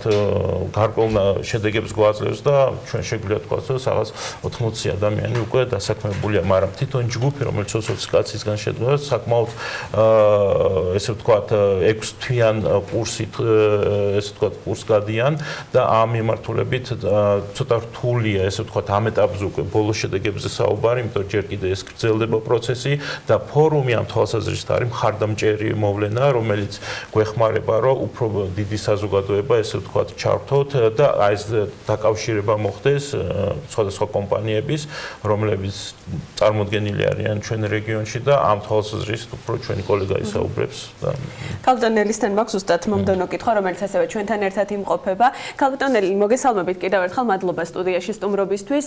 რითი იქნება განმორჩეული წლევანდელი ფორუმი, ვის ექნება მონაწილეობის საშუალება, რამდენად აქტიური იყო წელს უკვე ბიზნესი და ასევე პროცესების შესახებაც რომ იმაწოდოთ დაინტერესებულ ადამიანებს ინფორმაცია, როგორ უნდა მოხვდნენ ფორუმზე, რა არის ამისთვის საჭირო. მოგესალმებით, პირველ რიგში მივესალმებით თქვენს მაყურებელს და მადლობა მინდა გადაგიხადოთ მოწვევისთვის. რაც შეეხება თეთრი წყაროს ფორუმს, იგი ნამდვილად გამორჩეული იქნება ყველა სხვა სტანდარტული ფორუმებისაგან, რომელიც განსაკუთრებით ჩვენ ასოციაციას ჩაუტარებია და გააერთიანებს არა მარტო მსხვილდამსაქმებელ კომპანიებს, არამედ პროფესიულ საგანმანათლებლო დაწესებულებებსაც. რატომ მოხდა ამ გადაწყვეტილების მიღება? პირველ რიგში ჩვენ როგორც დასაქმების ხელშეწყობის პროგრამების გამახორციელებელი ორგანიზაცია ყოველთვის ვცდილობთ, რომ მაქსიმალურად მოხდეს დაკავშირება სამუშაოს მაძიებლისა და დამსაქმებლის. როგორც იცით, ბაზარზე დღესდღეობით საკმაოდ დიდი ასე ვთქვათ, ჩავარდნა იმ მიმართულებით, რომ დამსაქმებელი ეძებს სამუშაოს მაძიებელს და ხშირად ძალიან უჭირს კვალიფიციური კადრის აყვანა, თუმცა სამუშაოს მაძიებელი საკმაოდ ბევრია. შესაბამისად, ერთ-ერთი მთავარი მიმართულება ეს არის პროფესიული მომზადება გადამზადების პროგრამებზე ხელმისაწვდომობის გაზრდა, ზოგადად ამ მიმართულებით მოსახლეობის ცნობიერების ამაღლება და რა თქმა უნდა ადგილობრივ დონეზე, რადგან შეზღუდულია წარმომადგენლების საგანმანათლებლო დაწესებულებების, მოსახლეობის ხელმისაწვდომობის გაზრდა ამ კონკრეტულ საგანმანათლებლო დაწესებულებებთან მიმართებაში. დასაქმების ფორუმი, როგორც თქვენ უკვე აღნიშნეთ, გაიმართება 2019 წლის 18 ოქტომბერს ქალაქ თეთრიწყაროში, კონკრეტულად თეთრი წყაროს მუსიკალურ სკოლის დარბაზში, დიდ სააქტო დარბაზში. იგი გააერთიანებს დაახლოებით 25 მსხვილდამსაქმებელ კომპანიას. მათ შორის 10 კოლეჯს, პროფესიულ საგანმანათლებლო დაწესებულებას. ეს ფორუმი გახსნილია როგორც თეთრი წყაროს მუნიციპალიტეტის მოსახლეობისთვის, ასევე ქვემო ქართლის რეგიონში შემავალი ყველა სხვა მუნიციპალიტეტის მოსახლეობისთვის და მასზე დასწრება შეუძლია ნებისმიერ სრულწლოვან სამუშაოს მაძიებელს, რომელიც ეძებს როგორც დასაქმების, ასევე პროფესიული განათლების შესაძლებლობებს. რაიმე ტიპის შეზღუდვა არ არსებობს, ნებისმიერ ადამიანს აქვს საშუალება და წინასწარ რაიმე ტიპის რეგისტრაცია არის საჭირო, თუ პირდაპირ შეუძლიათ მოსვლა და მონაწილეობის მიღება, ეს პროცედურულად როგორ ხდება? რა თქმა უნდა, შეზღუდვა არ არსებობს, ნებისმიერ სრულწლოვან სამუშაოს მაძიებელს შეუძლია, რომელიც ქვემო ქართლის რეგიონში ცხოვრობს, მონაწილეობა მიიღოს და გაეცნოს ამ შესაძლებლობებს და გამოიყენოს ეს რესურსები. რაც შეეხება რეგისტრაციას, რეგისტრაცია არსებობს, ჩვენ ყავს პარტნიორი სახელმწიფო სტრუქტურა, ეს არის სოციალური მომსახურების სააგენტოს დასაქმების პროგრამების დეპარტამენტი და შესაბამისად მათთან თანამშრომლობით გახსნილია WorkNet-ზე სარეგისტრაციო პლატფორმა, სადაც ნებისმიერ სურვილს შეუძლია გაიაროს რეგისტრაცია, ფორუმზე მოსახვედრა და მიიღოს სპეციალური მოსაწვევი. თუმცა იმისთვის, რომ ამან არ გამოიწვიოს გარკვეული შეფერხებები, ჩვენ ადგილზეც შევძლებთ სარეგისტრაციო პროცესში მოსახლეობის დახმარებას. შესაბამისად, თუ კი ვინმე ვერ მოახერხებს რეგისტრაციის დასრულებას, ეს არ უნდა იყოს მათთვის წინაღობა და ხელშემშლელი ფაქტორი ფორუმზე მოსვლისთვის. ალბათ მარიამთან აუცილებლად გავაგზავნებ საუბარს, მაგრამ ბოლოს მინდა რომ თქვენ გკითხოთ, როგორც ვიცით, წლევანდელ ფორუმზე ასევე იგეგმება ეგრეთ წოდებული ვაუჩერებით დაჯილდოება მოსახლეობის. ამის შესახებაც რომ გითხრათ, რას ითვალისწინებს ეს ვაუჩერები და რა პრინციპით გადაეცემათ მოსახლეობის წარმომადგენლებს? როგორც უკვე აღნიშნე, ჩვენი ორგანიზაცია RDF-ში ცდილობს პროფესიულ განათლებაზე ხელმისაწვდომობის გაზრდას, შესაბამისად EMPART პროგრამის ფარგლებში, რომელიც ევროკავშირის მიერ არის მხარდაჭერილი, ჩვენ გვაქვს სპეციალური ფონდი, რომლითაც ვაფინანსებთ პროფესიული მომზადება, გადამზადების კურსებს. სწორედ მოსახლეობის წახალისებისთვის იქნება გათამაშება, რომელშიც მონაწილეობას შეძლებს ნებისმიერი სამუშაოს მაძიებელი, რომელიც მონაწილეობას მიიღებს დასაქმებისა და პროფესიული განათლების ფორუმში. გათამაშება იქნება ძალიან მარტივი ფორმით.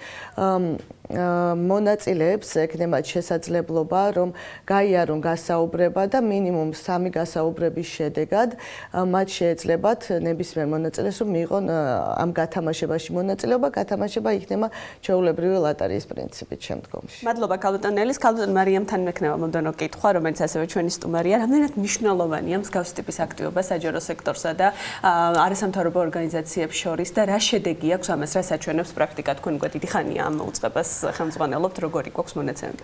დიდი მადლობა პირველ რიგში მოწვევისთვის და მუდმივად დასაქმების საკითხებით დაინტერესებისთვის. მედია საშუალებები რო არ გვედგნენ გვერდზე, ეს ინფორმაცია მოქალაქეებამდე და კერძოდ სამუშაოს მაძიებლებამდე შეუძლებელი იქნება, რომ მივიდეს მარტო ჩვენი WorkNet Gov-ის საშუალებით. ეს არის ნამდვილად საუკეთესო მაგალითი სახელმწიფო სამსახურსა და კერძო სექტორს შორის მეგობრული და პარტნიორული ურთიერთობის, როგორც უკვე ბატონმა ვანომაც გააჟღერა და ქალბატონმა ნელიმაც, არ არის პირველი მომენტი ჩვენი ურთიერთობის, ქონდა წარმატებული კვეთა ფორუმის მხრივაც, სხვადასხვა აქტივობების განხორციელების მხრივ თეთრ წყაროში. ჩვენ ასევე სხვა კერძო სექტორებთან თანამშრომლობთ ინტენსიურ რეჟიმში და გვაქვს ამისი გამოცდილება. ზუსტად ესეთი ფორუმები ჩვენ წელიწადში 2-ჯერ მაინც უნდა ჩავატაროთ დამოუკიდებლად სოციალური მომსახურების სააგენტო, მაგრამ დანარჩენი ყოველთვის მოდის დამსაქმებლის ან პარტნიორი ორგანიზაციის დაკვეთით და ვანხორციელებთ ამას ზუსტად აი მოთხოვნილებით გამომდინარე, რაც აქვს შრომის ბაზარს წარმოდგენილი აქტიური ვაკანსიების სახით. ასეთი ამ შემთხვევაში 25 კომპანიამდე იქნება აქტიური ვაკანსიები წარმოდგენილი, როგორც უკვე გაიჟღერა ეს დამსაქმებლები, ჩვენი დამსაქმებლებთან მომუშავე გუნდის საშუალებითაა ძირითადად მოწვეული ამ ფორუმზეც, ასევე სასწავლებლები, ჩვენი პარტნიორი ორგანიზაციები, ჩვენი ჩართულობით და ხელშეწყობით იქნებიან მოწვეულები. გარდა ამისა, WorkNet Gov-ი არის ზუსტად ის საინფორმაციო ვებ-პორტალი, რომელზეც რეგისტრირდებიან მოქალაქეები, როგორც სამუშაოს მაძიებლები, ასევე დამსაქმებლები. ყოველდღიურ რეჟიმში აბსოლუტურად უფასოდ. მათ უკვე 2-ჯერ მიუვიდათ მოკლე ტექსტური შეტყობინება არსებული ფორუმის შესახებ და ეს SMS შეტყობინება კიდე განმეორებით აბსოლუტურად განსაკუთრებით ამ რეგიონში მცხოვრებ მოქალაქეებს მიუვათ.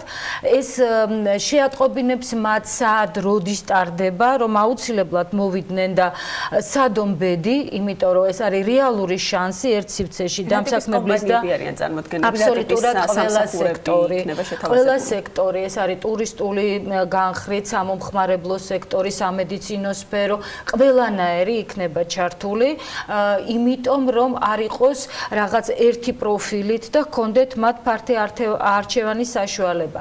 გარდა ამისა, ზუსტად აი სასწავლებლები, რომლებიც ჩაერთვებიან, დუალური განათლების პრინციპით არიან მოკლევადიანი მომზადება გადამზადების მხრივ ჩართულები. ეს იმას ნიშნავს, რომ წარმოდგენილია მათი სწავლება როგორც თეორია, ასევე პრაქტიკა და ძალიან ხშირად ჩვენმა პრაქტიკამ გვაჩვენა ზუსტად ამ გადამზადების მომენტშივე დამსაქმებელი საუკეთესო სტუდენტს ასაქმებს თავისთან საწარმოში და ეს კიდე ერთი ხელისშემწყობი მომენტია ამ დასაქმების სტატისტიკის გაზრდისა.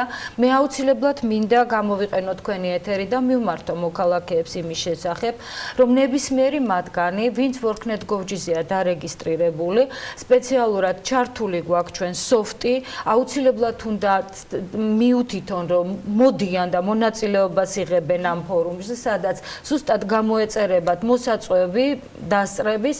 გარდა ამისა, როგორც უკვე ბრძანა ქალბატონმა ნელიმ, ჩვენი თანამშრომლები უზრუნველყოფენ ადგილზე მათ რეგისტრაციას და ხელისშემშლელი ბარიერი არავის არ ექნება.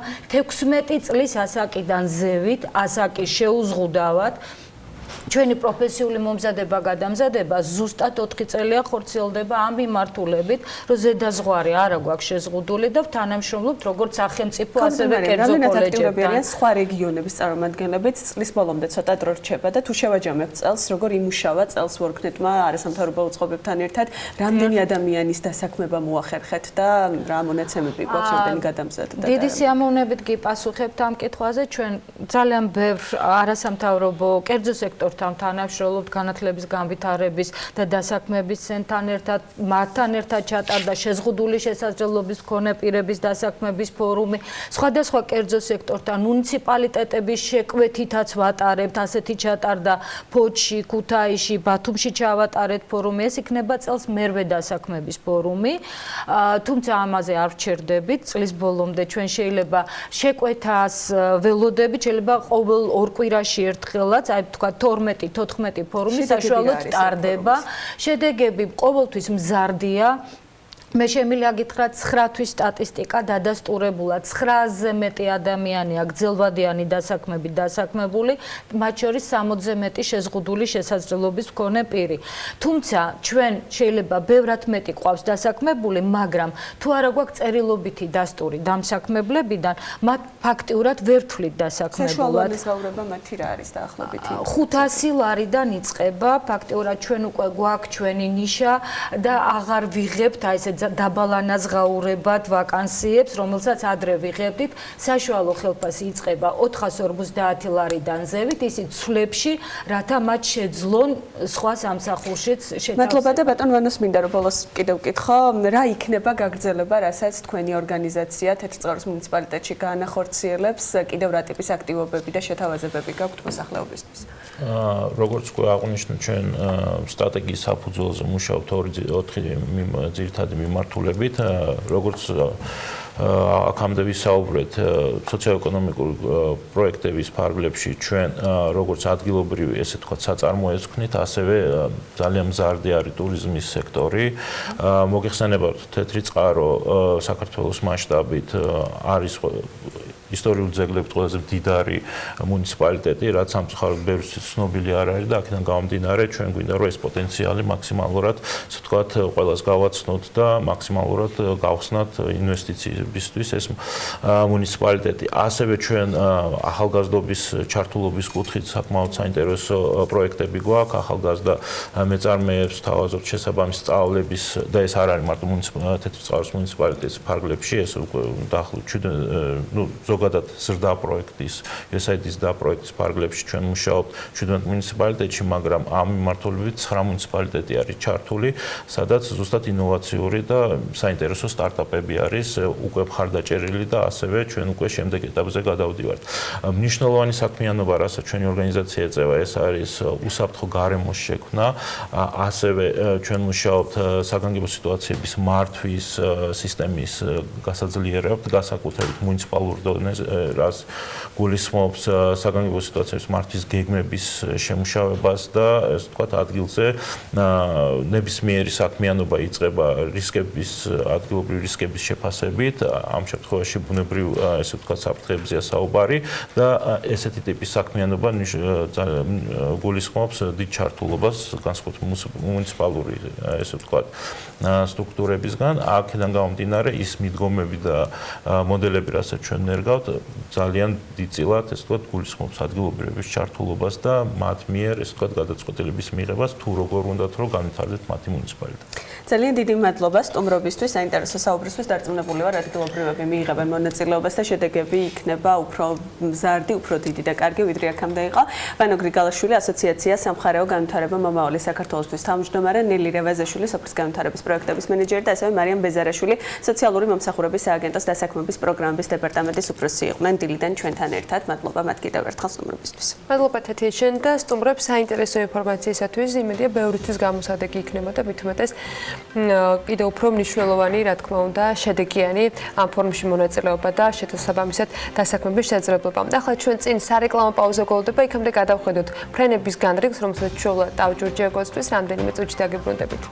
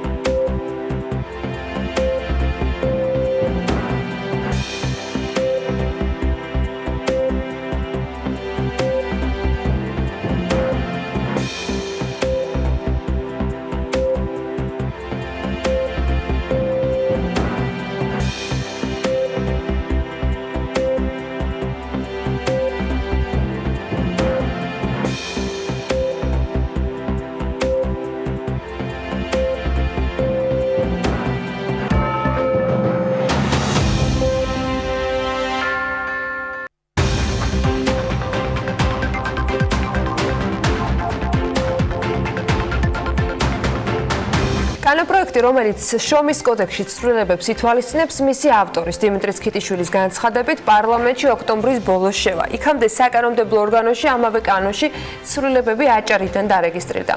მართალია განხილვები ჯერ არ დაწყებულა, მაგრამ ეს მხოლოდ პროცედურის თემაა. ყოველ შემთხვევაში გარედან ასე შეიძლება ჩანდეს იმის მიუხედავად, რომ პრემიერი კანონპროექტებს ჯერ თავად როგორც ამბობს არ გაცნობია და ბევრჯერ თქვა უკვე საჯაროდ, რომ ბიზნესთან კონსულტაციის გარეშე არც ერთი მნიშვნელოვანი ცვლილება მიღებული არ იქნება. ის რომ საკითხი მნიშვნელოვანია, ეს ფაქტია. ამას ჩვენს ეთერებში მოსმენილი ფაქტობრივად ყველა მხარის პოზიცია ადასტურებს. პოზიციები მხარეების შესაბამისად კი რადიკალურად განსხვავებულია. შრომის კოდექსში დაგეგმილ ცვლილებებზე პარასკევს დეველოპერებმა, პრემიერთან და ასოციაციების წარმომადგენლებთან, ეკონომიკის მინისტრთანაც ისაუბრეს. იყო შეხვედრები კერძო სექტორის ინიციატივითაც, რომელში მონაწილეობა როგორც ბიზნეს ომბუდსმენმა, ისე დამსაქმებლებმა მიიღეს. სამაგიეროდ აქამდე დაპირებული შეხვედრა, რომელშიც როგორც კანონპროექტის ავტორი, ისე მსხვილი დამსაქმებლები და დასაქმებულები ერთიანად იმსჯელებდნენ, არ შემდგარა. სწორედ ამ კითხვით უნდა დავიწყოთ საუბარი დღეს ჩვენ სტუმართან. ბიზნეს ასოციაციის იურიდიული მიმართულების დირექტორი ნიკა ნანუაშვილი შემოგვიერთდა საქმიანი დილის ეთერში. მოგესალმებით ბატონო ნიკა, მადლობა იმის რომ ხართ ჩვენთან სტუდიაში. ამ სტუდიაში თქვენ თქვით რომ იქნებოდა მსჯელობა მათ შორის კანონპროექტის ავტორების მონაწილეობით, იმიტომ რომ იმ შეხვედრის შემდეგ რაც გაიმართა მათ შორის თქვენი ასოციაციის ორგანიზებით, იყო რეპლიკები რომ ატყუებდით თქვენი ასოციაციის წარმომადგენლებს იმ ადამიანებს, ვინც დასაქმებულები არიან.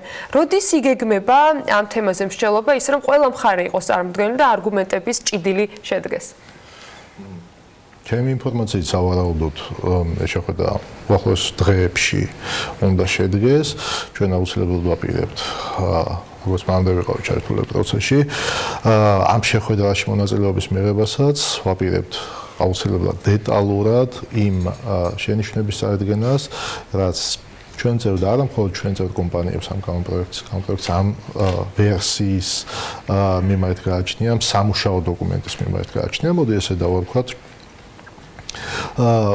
შენიშვნები მართლა ბევრია, შენიშვნები არის შეიძლება რამდენიმე ნაწილად დავყოთ, მაგრამ თავი და პრინციპული რაც არის ორი მიმართულებით. ერთი ეს კანონპროექტის დღემდე არსებული ვერსია და ის, ასე ვთქვათ, შეტყობინებები, რაც საჯაროდ ჟღერდება ამ კანონპროექტთან დაკავშირებით, ასწენილია ევროკავშირის შესაბამის დირექტივებს. ხარდა არგუმენტი მათ შორის ამ სტუდიაში ჩვენ მოვისმინეთ უკვე დარეგისტრირებული კანონპროექტის ნაწილი, რომელიც სააჭაროს მთავრობის მხრიდან არის ინიცირებული და ესახება სწორედ რეგულაციებს შრომითი საათების შეზღუდვასთან დაკავშირებით. იყო არგუმენტი, რომ 11 საათიანი არის ევროკავშირის მხრიდან რეკომენდირებული და ამიტომ გავაუმჯობესეთ და 1 საათით კიდე შემცირებული ვარიანტი არის პროექტში ჩადებული. ის შეთანხმება, რომელიც ჩვენ გვაქვს ევროპასთან, თქვენ დღეს შეგიძლიათ დარწმუნებით მითხრათ, რომ ამ ვალდებულებას საერთოდ არ გვიჩენს? თუ გულისხმობ ზეგანაკუთვნილ სამუშაოს 40 საათი პლუს 8 საათი და ეს არის ჭერი, გიდასტურებთ, რომ ასეთი ვალდებულებას დირექტივა საერთოდ აითვალისწინებს. დირექტივით ეს არის სტანდარტი, თუმცა იქვე არის გაკეთებული მთელი რიგი დათქმები, რომელთა გამოყენებითაც ქვეყანას შეუძლია ეტაპობრივად მივიდეს ამ სტანდარტამდე, ან საერთოდ უარი თქვას 40 ნორმირებული პლუს 8 საათზე განაკვეთულის ჩაკეტვაზე. პრობლემა ისაა, რომ ჩვენ არათუ ეტაპობრივად არ მივდივართ ამ სტანდარტამდე, არ ვიყენებთ ამ დათქმების, ამ გამონაკლისების საშუალებას. თვითონ ევროკავშირის ქვეყნებში, რომლებიც არიან ჩვენზე ბევრად მდიდრები, ბევრად განვითარებულები და შრომის ორგანიზების სტანდარტებიც იქ ბევრად მაღალ საფეხურზეა, 28 ქვეყნიდან 18 იყენებს ამ და კიდევ სხვადასხვა დათქმებს და გამონაკლისებს, რომლის შედეგადაც იქ არ არის ასეთ ჩაკეტილიო, ადამიანს არ შეუძლია იმუშაოს 48 საათზე მეტი კვირის განმავლობაში, ხო? მაგალითად, ეხლა ვეგეტყვით ესტონეთი, დიდი ბრიტანეთი, სადაც ეს დათქმები არის გამოყენებული და შესაბამისად შრომის ორგანიზებას ხდება ამ დათქმების გათვალისწინებით. პრობლემა ჩვენ შემთხვევაში რა, ჩვენ გვინდა ავიღოთ ევროკავშირის უმაღლესი სტანდარტი, მაშინ როდესაც საშუალო მონაცემებით ვართ დაახლოებით 10-ჯერ უფრო ღარიბები ევროკავშირზე. არ ვითვალისწინებთ კლიანში და პროდუქტი ესულ მოსახლეზე გვაქვს 4200. პროდუქტიულობის კუთხით კიდევ უფრო ღარიბები ვართ, ამ შრომის პროდუქტიულობა გვაქვს დაახლოებით 20-ჯერ მცირე. ამ ეკონომიკური რეალობის გათვალისწინების გარეშე ჩვენ რაცა უნდა დავწეროთ, ვერ მივიღებთ შედეგს. იგივე მინიმალური ხელფასის ნაწილში, ხო? აი, თქვენ ვეცდები შევეცდები ხარ რომ მეორე მხარის აქამდე მოსმენელი არგუმენტები და ის შენიშვნები, რომელიც ამ განცხადებებს მოყვებოდა ხოლმე, პასუხები თქვენგან მივიღო მათზე. მათ შორის იყო ასეთი განმარტება, რომ მთავრობა დაადგენს იმ საქმიანობებს და პროფესიებს, რომელზეც ეს შეზღუდვა არ გავრცელდება, უბრალოდ პირიქით, რომელზეც გავრცელდება და ეს უშუალოდ უკავშირდება ადამიანების ჯანმრთელობას, მათ შორის როგორც დასაქმებულის, ასევე ან დასაქმებულების მხრიდან საზრუნი ობიექტებს. ეს იქნებიან მძღოლები, თქვათ, медиცინის მუშაკები, მძიმე და საშიშპირებებია სამუშაოებზე დასაქმებულები. აი ეს ჩამონათვალის, თქვათ, მთავრობის მხრიდან გაწერა და დადგენაც შესაძლოა, რომ ბიზნესისთვის იყოს პრობლემა, თუ კი ზუსტად 48 საათიანი, თქვათ, ზღვარი დაწესდება და აკრძალვა ამის იქით არ მუშაობასთან დაკავშირებით.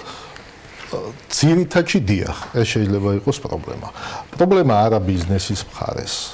არამედ თვითონ რეგულაციის ეფექტურობის ნაწილში, ხომ? ვინ და როგორ უნდა გააკონტროლოს ადამიანი. კარგით შევთანხმდით, რომ მე დღესაც ესეა, მთელი სექტორებში ხა დასაქმებული რაღაც საათზე მეტი კვირის განმავლობაში არ ამუშავებს, ხო ადამიანს, იმიტომ რომ სხვადასხვა მაჩვენებლებით ეს არ არის რეკომენდირებული. იგივე მაგალითად მეტოს მემანქანე, იგივე მაგალითად შახტაში ადამიანი მუშაობს, ის არა თუ კვირის ამ დღის განმავლობაში რაღაც საათებზე მეტი არ შეიძლება იყოს იმ შახტაში, ხო? ეს ნორმები დღესაც არსებობს. ეს საკითხი დღესაც რეგულირებულია, ხო? მაგრამ ვინ დაადგენს 2 და 3 და მეტ სამუშაო ადგილას, ვინ გააკონტროლებს, რომ ადამიანმა არ უნდა იმუშაოს, ხო? კარგით, მე მაგალითად ვარ დამსაქმებელი და ყავს დასაქმებული ერთი ადამიანი, რომელსაც ვიცი არ მომუშავებ კვირაში ამდენ დროზე მეტხანს, მაგრამ ეს ადამიანი რო გადის ჩემგანს, ჩემი სამსახურიდან რო გადის, მე ხო არ მაქვს და არც უნდა მქონდეს იმის კონტროლის საშუალება ის სად იმუშავებს, ხო?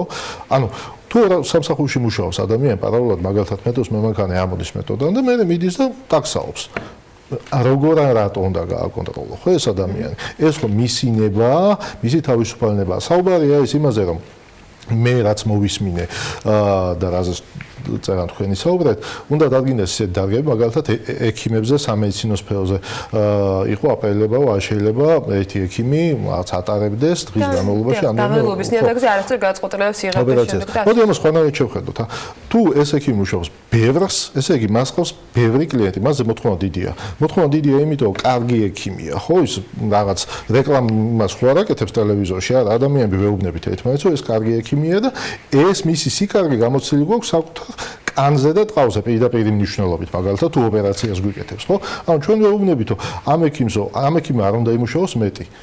თუ ის კარგი ექიმია, მოდი ესეც დათვლადია, ხო, რა ჩვენ ხშირად ვაპელებთ ხოლმე, რომ რაღაცები უნდა დავითვალოთ და დავიანგაშოთ. თუ ეს კარგი ექიმია, რამდენია იმის ალბათობა, რომ კარგი ექიმა, რომელიც მაგალითად თვეში აკეთებს 100 ერთი და იგივე ოპერაციას, ერთი და იგივე ხელისმოძრაობას დაუშვას შეცდომა.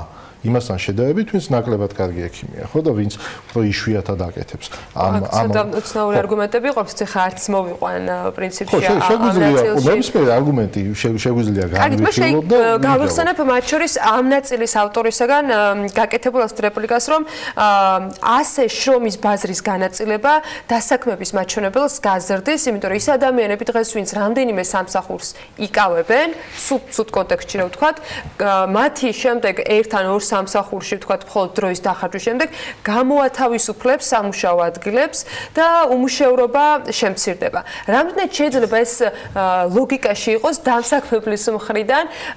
თავისთავად ახლა კითხვები ბევრი გაჩნდა იმავე ეთერში, რომ დღეს გვაქვს თუ არა სულ მინიმუმ მონაცემები და ბაზა იმის, რომ ვიცოდეთ რა ტიპის ვთქვათ უმუშევარი საზოგადოება ყავს, რამდენი ყავს ექიმი დაუსაქმებელი, რა კვალიფიკაციის ექიმი ყავს დაუსაქმებელი და ასე შემდეგ. ანუ შრომის ბაზრის დღეს სტრუქტურა ვიცით და დაუსაქმებელთა სტრუქტურა ვიცით, რომ ანუ რაღაცა ანალიზი გავაკეთოთ, რა ინფორმაცია აქვს ასოციაციაში სულ მინიმუმ, მაშინ ასეთ კითხავთ. თქვენ გულისხმობთ პარლამენტში რაც უკვე ინიცირებულია, კი, რაც უკვე დარეგისტრირებულია ბიუროში. ძალიან საინტერესო შეკითხვაა. თუ ამ კანონპროექტთან ნებისმიერი რეგულაციის მიზანი არის ის, რომ ადამიანები, ვინც წარმატებულები არიან თავიანთ პროფესიაში, ოდნავ გვერდზე გაწიოს და თუ ამ რეგულაციის მიზანი არის ის, რომ დაასაქმოს ადამიანები, ვინც ნაკლებად წარმატებული რაღაც მიზეზების გამო არ აქვს მნიშვნელობა თავის პროფესიებში არიან, ხელოვნურად შემოიყვანოს შრომის ბაზარზე, მე ვიტყოდი, რომ არც ერთი თვალსაზრისით ეს არ შეიძლება იყოს გამართლებული, ეს არის ამ ადამიანებს წინაშე ფაქტობრივად ჩავდივართ სოდვას, ხო? როგორ შეიძლება წარმატებული ადამიანს უთხოვო, შენ მეტი აღარ იმუშაო, იმიტომ ამაც უნდა იმუშაოს. ჩვენი მიზანი ის კი არ უნდა იყოს, რომ ვინც თავის პროფესიაში წარმატებას მიაღწია, იმათ შეუმციოთ სამუშაო საათები მათი ვენების საწინააღმდეგოდ. ჩვენი მიზანი უნდა იყოს ის, რომ უფრო მეტი წარმატებული ადამიანი იყოს თავის პროფესიაში. ნებისმიერ პროფესიას, გულისხმობ ამ შემთხვევაში, ნებისმიერ პროფესიას, რომელიც გამოიყენება სამუშაო პროცესში, ხო? არ აქვს მნიშვნელობა ის ექიმი იქნება, ინჟინერი იქნება, კარგი მეზობეც კი რომელიც წარმატებულად დაეთმობს თავის ამოცანებს, მოსაფრთხილებელი და დასაფასებელია თავის პროფესიაში და ჩვენ უნდა ვიზუნოთ, რომ მეტი წარმატებული, მეტი პროფესიონალი ადამიანი გვყავდეს, რომ ბაზარზე მეტი იყოს კონკურენცია. შრომის ბაზარზე ხელფასების მაგალითად, ხო, მატების ერთადერთი ყველაზე კაი საშუალება რა არის? როდესაც ბევრი წარმატებული ადამიანი და ბევრი სამუშაო ადგილია. ამ ფაქტორების გათვალისწინების გარეშე ჩვენ რაც უნდა ვწეროთ, შეგვიძლია მე ეს ნაწილი ვიკითხოთ, მაგრამ რეალურ შედეგს ვერ მივახცევთ. იმ პროექტით, რომელსაც თქვენ იცნობთ, ეს იქნება უკვე ინიცირებული თუ ჯერ არ წარდგენილი, რომლის წარდგენასაც ველოდებით ოქტომბრის ბოლოს. ვიდრე გითხავთ, რომ მთავრობის პოზიციებზე, რომელთა შეხვედრებიც მათ წარმომადგენლებთან იყო, თქვენ დაინახეთ თუ არა რამე ბერკეტი მათ შორის ამ ნაწილის გაკონტროლებისა და რეგულირებისა. წეგან კი აღნიშნეთ, რომ ეს ფაქტობრივად შეუსრულებელი მისია არის, მაგრამ თუ აქვთ ავტორებს რაიმე ფორმით მოაზრებული, რომ ეს შეიძლება როგორმე გაკონტროლდეს და გადამოწმდეს. ეს ალბათ ავტორებს უნდა ვკითხოთ, იმიტომ რომ ეს სიღრმემდე ჯერ არ ჩავსულა პროცესში, მაგრამ მე ვიცი იგივე ევროკავშირის ქვეყნებში როგორ ხდება, ხო? ამ ყველაფრის კონტროლის მცდელობა, იმიტომ რომ კონტროლს ამას ვერ დავაყენებთ. კი, არის ევროკავშირის ქვეყნებში შრომის ინსპექციები, შრომის ინსპექტორები განსხვავებული მანდატებით, მათ აქვთ უფლებამოსილება რაღაცები აკონტროლონ შრომის ბაზარზე, მაგრამ ჩვენ ყველამ კარგად ვიცით, რომ ახლა ნახევარი საქართველო იქ მუშაობს, ხო, ევროკავშირში, მათ შორის დიდი ნაწილი არალეგალურია და არა მხოლოდ ნახევარი საქართველო, ძალიან ბევრი ქვეყნიდან ევროკავშირში ჩადიან ადამიანები, მუშაობენ არალეგალურად, ჩრდილოვან ეკონომიკაში ფაქტიურად. ჩრდილოვან სამუშაო ადგილებზე უпростоად, მათ შორის იღებენ ხელფასს და იქ ზეგანაკვეთური სამუშაოა თუ არა ზეგანაკვეთური, ამას დიდწილად ვერავინ ვერ აღწევს. ანუ რისი თქმა მინდა ამით. ჩვენ შეიძლება ვიფიქროთ, რომ ჩვენ ამას გავაკონტროლებთ, მაგრამ ვერ გავაკონტროლებთ, ვეს ჩვენი რესურსები და ვერ გავაკონტროლებთ პირველ რიგში, იმიტომ რომ ჩვენთან სამუშაო ადგილებზე არის დიდი მოთხოვნა. ანუ ბევრია ადამიანი, ვინც ეძებს სამსახურს და ეს ადამიანები ამ სამსახურის პოვნის ძიების პროცესში, მათ შორის ბევრი ფაქტორის და ერთ-ერთი ფაქტორია დაბალი კვალიფიკაციის გათვალისწინებით, თანხმდებიან შედარებით ნაკლებ ანაზღაურებაზე, შედარებით ნაკლებად ხელსაყრელი პირობებით. აი, ამ ნაკლებ ანაზღაურებასთან დაკავშირებით მინდა რამდენიმე მიმართულებაზე მოვასწროთ, უნდა კითხოთ. საუბარი იყო მათ შორის, როდესაც რისკებთან დაკავშირებით მიდის მსჯელობა, რომ იმისათვის, რომ დამსაქმებელმა ზეგანაკვეთურის, თქვათ, არ გადახდოს ის мотивაციით დაზოგოს თანხები ჩამოწევს ხელფასს. ამიტომ დაიწყო მსჯელობა იმაზე, რომ მინიმალური ხელფასი უნდა დაწესდეს. პრინციპში ის დაწესებული არის უკვე 90-იან წლებიდან, მაგრამ განისაზღვროს ადეკვატურად, არა 20 ლარით კერძო სექტორში როგორც არის, არამედ რაღაცა შედარებით მეტი თანხით, რამდენიმე ასეული ლარით და ასე შემდეგ. და ეს იყო ასევე გამართლებული ევროდირექტივით, DCFTA-ის ხელშეკრულებით, რომელიც საქართველოს ევროკავშირთან აკავშირებს. რამდენად გვაქვს ამ მიმართულებით მოთხოვნები, დასაკმაყოფილებელი, ვალდებულება და როცა დათვლაზე ვსაუბრობთ, აი ამ ნაწილში ალბათ რია იქნება ყველაზე საინტერესო, რა შედეგებამდე შეიძლება მივიდეს, არა თუ კერძო სექტორი, არამედ მათ შორის საჯარო უწყები. ხო, მოდით ამ ნაწილს ესე შევხედოთ, პირველ რიგში ევროდირექტივები საერთოდ არ თხოვს არანაირ მინიმალურ ხელფასის შემოღებას, ფორმალურად ჩვენ მინიმალურ ხელფასი გვაქვს, თუმცა არავინ არ იყენებს ამ მინიმალურ ხელფასს, იმიტომ რომ 20 ლარზე ადამიანები არ მუშაობენ ამ ქვეყანაში ძალიან დიდი ხანია და იმედი მაქვს, რომ არც არასოდეს არ იმუშაობენ, არა თუ 20 ლარზე, არამედ 10 ჯერ 20 ლარზეც კი, იმიტომ რომ მინიმალურ ხელფასს ჩვენაირ განვითარებად ქვეყნებში ჩვენაირ, მოდი ვთქვათ პირდაპირ ჩვენ ღარიბი ქვეყანა ვართ. ასეთ ტიპის ქვეყნებში მინიმალურ ხელფასის დაწესება არ მუშაობს. ისევე როგორც უაზრობაა მინიმალურ ხელფასის დაწესება ძალიან განვითარებულ ქვეყნებში, მაგალითად შვედეთში, შვეიცარიაში, ხო, საერთოდ არ აქვთ მინიმალურ ხელფასი და ეს ფიქრობენ ამაზე. კანონი ასეთ პრაქტიკას ევროპაში, ანუ ვის ვედარებით, როდესაც ყოველ შემთხვევაში ის მხარევის ედარება, ვინც ამაზე საუბრობს, რომ ეს აუცილებლად და საჭიროა. მაგალითად გერმანიას აქვს მინიმალურ ხელფასი, ხო? ევროპაში, საფრანგეთს, ევროპის მიღმა აშშ-ს აქვს მინიმალურ ხელფასი. ესეთ განვითარებულ ქვეყნებშიც კი ასეობს კვლევები და დღემდე მიდის დავა იმაზე, რამდენად ეფექტურია მინიმალურ ხელფასის დაწესება საერთოდ. მინიმალურ ხელფასი ასე რა არის? ის იცავს ყველაზე დაბალ კვალიფიციურ მუშახელს, რომ მას ჰქონდეს რაღაც მინიმალური ანაზღაურება მაინც.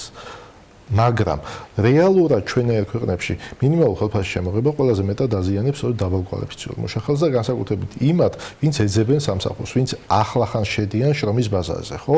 ამ ადამიანებისთვის ეს მინიმალური ხელფასი ქმნის დამატებით ბარიერს. ადამიანები ჩვენაირ ქვეყნებში და დღემდე ჩვენ ქვეყანაში ასე იყო, თანხმდებიან რაღაც ანაზღაურებაზე. და შემდგომში ეს შეთანხმება უნდა დაიცვან. ეს უნდა ახსოვდეს. ჩვენ შემთხვევაში პრობლემა რასაც ხშირად აპელირებენ ხოლმე სხვათა შორის იგივე სამუშაო დროსთან დაკავშირებით, იგივე ხელფასთან დაკავშირებით, რომ არ შეიძლება ადამიანი იყოს იძულებული იმუშაოს რაღაც ხელფასზე, ან იმუშაოს რაღაც დროზე, რამდენიმე საათზე მეტი, ხო? თავარი პრობლემა თუ ესაა, რომ ადამიანები იძულებულები არიან, ეხლა ყველა ვთანხმდებით, რომ მართლა ძალით ადამიანი არ უნდა ამუშაო და თუ სადმე ეს ფაქტი ხდება, ეხლა ვინც იქნება არ აქვს მშობა. დღესაც ესეა, ხა იძულებით არ შეიძლება სისხლის სამართლის წესით დაჯადია იძულება გარკვეული ფორმები, გარკვეულ ფორმებში კიდე შეიძლება თუ რაღაც დასახვეწია, ამ მიმართულებით ვიმუშაოთ, ხო? გამოვრიცხოთ იძულების კომპონენტი. ადამიანები მუშაობენ მათ შორის დაბალ ხელფასზე, იმიტომ სხვა უკეთეს სამუშაოს ვერ პოულობენ. ჩვენი მიზანი იქნება ეს ბიზნესი, მთავრობა, პარლამენტი, არასამთავრობო სექტორი, ნებისმიერი საერთოდ, ვისაც ამ ქვეყნის წინსვლა ადაედებს და აინტერესებს და დაიწყუნებული ვარ, ჩვენ ყველანი ამაში ერთიანები ვართ. ჩვენი მიზანი უნდა იყოს ის, რომ როგორ შევქმნათ, ვიფიქროთ, როგორ შევქმნათ მეტი სამუშაო ადგილი, სადაც იქნება უკეთესი პირობები და უკეთესი ანაზღაურება. ნიკა, ამ თემებზე ვიცი რომ იყო შეხვედრა მათ შორის პარასკევს ეკონომიკის მინისტრთან, პრემიერის პოზიციაც არაერთხელ მოვისმინეთ, რომ არც ერთი ცვლილება კანონში არ იქნება ისე მიღებული და მთავრობა არ იზამს ისე რომ ბიზნესთან არ იყოს კონსულტაციები გავლილი რამდენიმე თვით ადრე. თქვენი პოზიცია, ასოციაციის პოზიცია მაინტერესებს, რას თხოვთ ამ ეტაპზე მთავრობას იმისათვის, რომ ის თემები, რომელზეც ახლა ვსაუბრობთ და კიდევ ძალიან ბევრი მიმართება აქვს ამ კანონპროექტს სხვადასხვა მიმართულებით, იყოს გაზიარებული. აი, როგორ შეიძლება წავიდეს, იმიტომ რომ ფაქტია, რომ ერთი ნაწილი დარეგისტრირებულია პარლამენტში, მეორეზე ავტორი ამბობს, რომ თვის ბოლოსთვის დარეგისტრირდება და ეს მისი ნებაა, მისი შესაძლებლობა, იმიტომ რომ ის არის საქართველოს პარლამენტის წევრი, მას შეუძლია რომ ეს გააკეთოს, შემდეგ ამაზე მსჯელობა უნდა დაიწყოს. თქვენი ასოციაციის პოზიცია მაინტერესებს, როგორ შეიძლება მოხდეს, რომ მათ შორის ის რეკომენდაციები, რომელიც ევროპის მხრიდან არის გათვალისწინებული იყოს, ჩვენი ეკონომიკური მდგომარეობის გათვალისწინებით, რაღაც ჩვენ თავს არ დაუწესოთ ისეთი შეზღუდვები, რომ განვითარება შეფერხდეს და ასე შემდეგ. დავამატებდი კიდე ბატონ ბექანაცუშვილს უსმინე პარლამენტის წევრს იმ დღეს ისიც აპირებს გარკვეულ ცვლილებების ინიციირებას მათ შორის მინიმალურ ხელფასთან დაკავშირებით. ჩვენი პოზიცია იმთავითვე ნათელი იყო და არც არასოდეს დაგვიმალავს და მათ შორის არც მთავრობასთან არ არის ჩვენი პოზიცია დამალული. პირველი, რას ვითხოვთ ჩვენ? კარგად გავაანალიზოთ, რას გთხოვენ დირექტივები, მათ შორის რა დათქმების გაკეთების საშუალებას იძლევიან. მეორე, ჩვენ დაახლოება ევროდირექტივებთან და ევროკავშირის სტანდარტებთან აუცილებლად უნდა განვახორციელოთ ნაბიჯ-ნაბიჯ, ეტაპობრივად და არ უნდა ვიჩქაროთ. და არ უნდა ვიჩქაროთ იმიტომ, მათ შორის, რომ უნდა გავითვალისწინოთ ჩვენი ეკონომიკური მდგომარეობა. სად ვართ ჩვენ ეკონომიკურად, რისი საშუალება გვაქვს ამ ეტაპზე, არ უნდა დავარღვიოთ ჩვენ ბალანსი და არ უნდა შევეჭიდოთ ისეთ ამოცანას, რომელსაც ვერ გადავწყვიტავთ და ადამიანებსაც იმედებს გაუწყობთ, ხო? ეტაპობრივად უნდა მივიდეთ აქამდე და ამ ყველაფერში აუცილებლად უნდა გამოვიყენოთ შეფასება და ანალიზი. წინასწარ უნდა გავთვალოთ, წინასწარ უნდა დავთვალოთ. რისი საშუალება აქვს დღეს მათ შორის სახელმწიფო ბიუჯეტს, ხო? ეს ხო ბიზნესის ხარჯი ხო არ არის ეს, ხო? მათ შორის თითოეულ მომხმარებელს, რომლებზეც აუცილებლად გადავა ეს გაძვირებული პროდუქტის ხარჯი და გაძვირება მოხდება აუცილებლად თუ შრომით დანახარჯები ამ პროდუქტზე გაიზრდება. არ აქვს მნიშვნელობა ვაწარმოებთ რამეს თუ შემოგვაქვს და ვყიდით, ანუ ვაჭრობთ. სამედიცინო მომსახურება იყოს, როდესაც მოთხოვნა იზრდება, შესაბამისად უბრალოდ არ ყოფნის კადრების აიმსით რომ გაუმკლავდა ამ მოთხოვნა, შესაბამისად იზრდება ფასი და ხდება ეს შეზღუდული ეს არის დაუწერელი კანონი. სხვანაირად ეკონომიკა არ მუშაობს, სხვანაირად არის ერთი კომპანია იქნება კერძო თუ სახელმწიფო არ მუშაობს, ხო?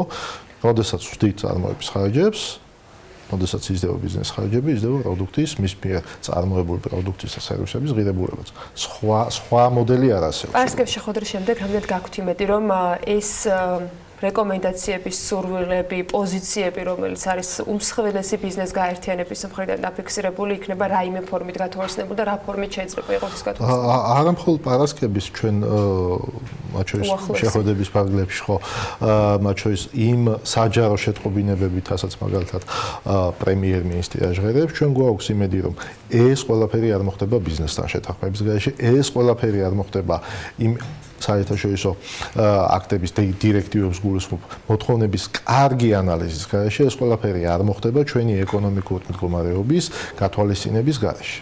მხოლოდ ამის შემდეგ თუ მოხდება და რაღაც ცვლილებები შევა, ჩვენ არა ვართ ნამდვილად წინააღმდეგ, თუ ვინმე მათ შორის ამ პროექტის ინიციატორები და ავტორები თუ ხედავენ, რომ სადღაც პრობლემაა, რომ ადამიანებს ვინმე აიძულებს მეტი იმუშაონ ან იმუშაონ დაბალ ხელფასზე, პირველები ჩვენ გამოვალ და ჩვენ დაუდგებით გვერდში და ვიტყვით, რომ არ შეიძლება ადამიანი მისი ნების საწინააღმდეგო დამუშაო, არც ზეგანაკვეთურა და არც განაკვეთურად, ხო? არ შეიძლება ადამიანს გადაუხადო ის ხელფასი, რომელზეც ის თანახმა არ არის და მაინც ამუშაო. რა თქმა უნდა, არ შეიძლება. ამას ათ უნდა დავა ამ პროექტი და რაღაც სამუშაო ფორმატი, ხო? ამის გადაწყვეტა ძალიან ადვილად შეიძლება.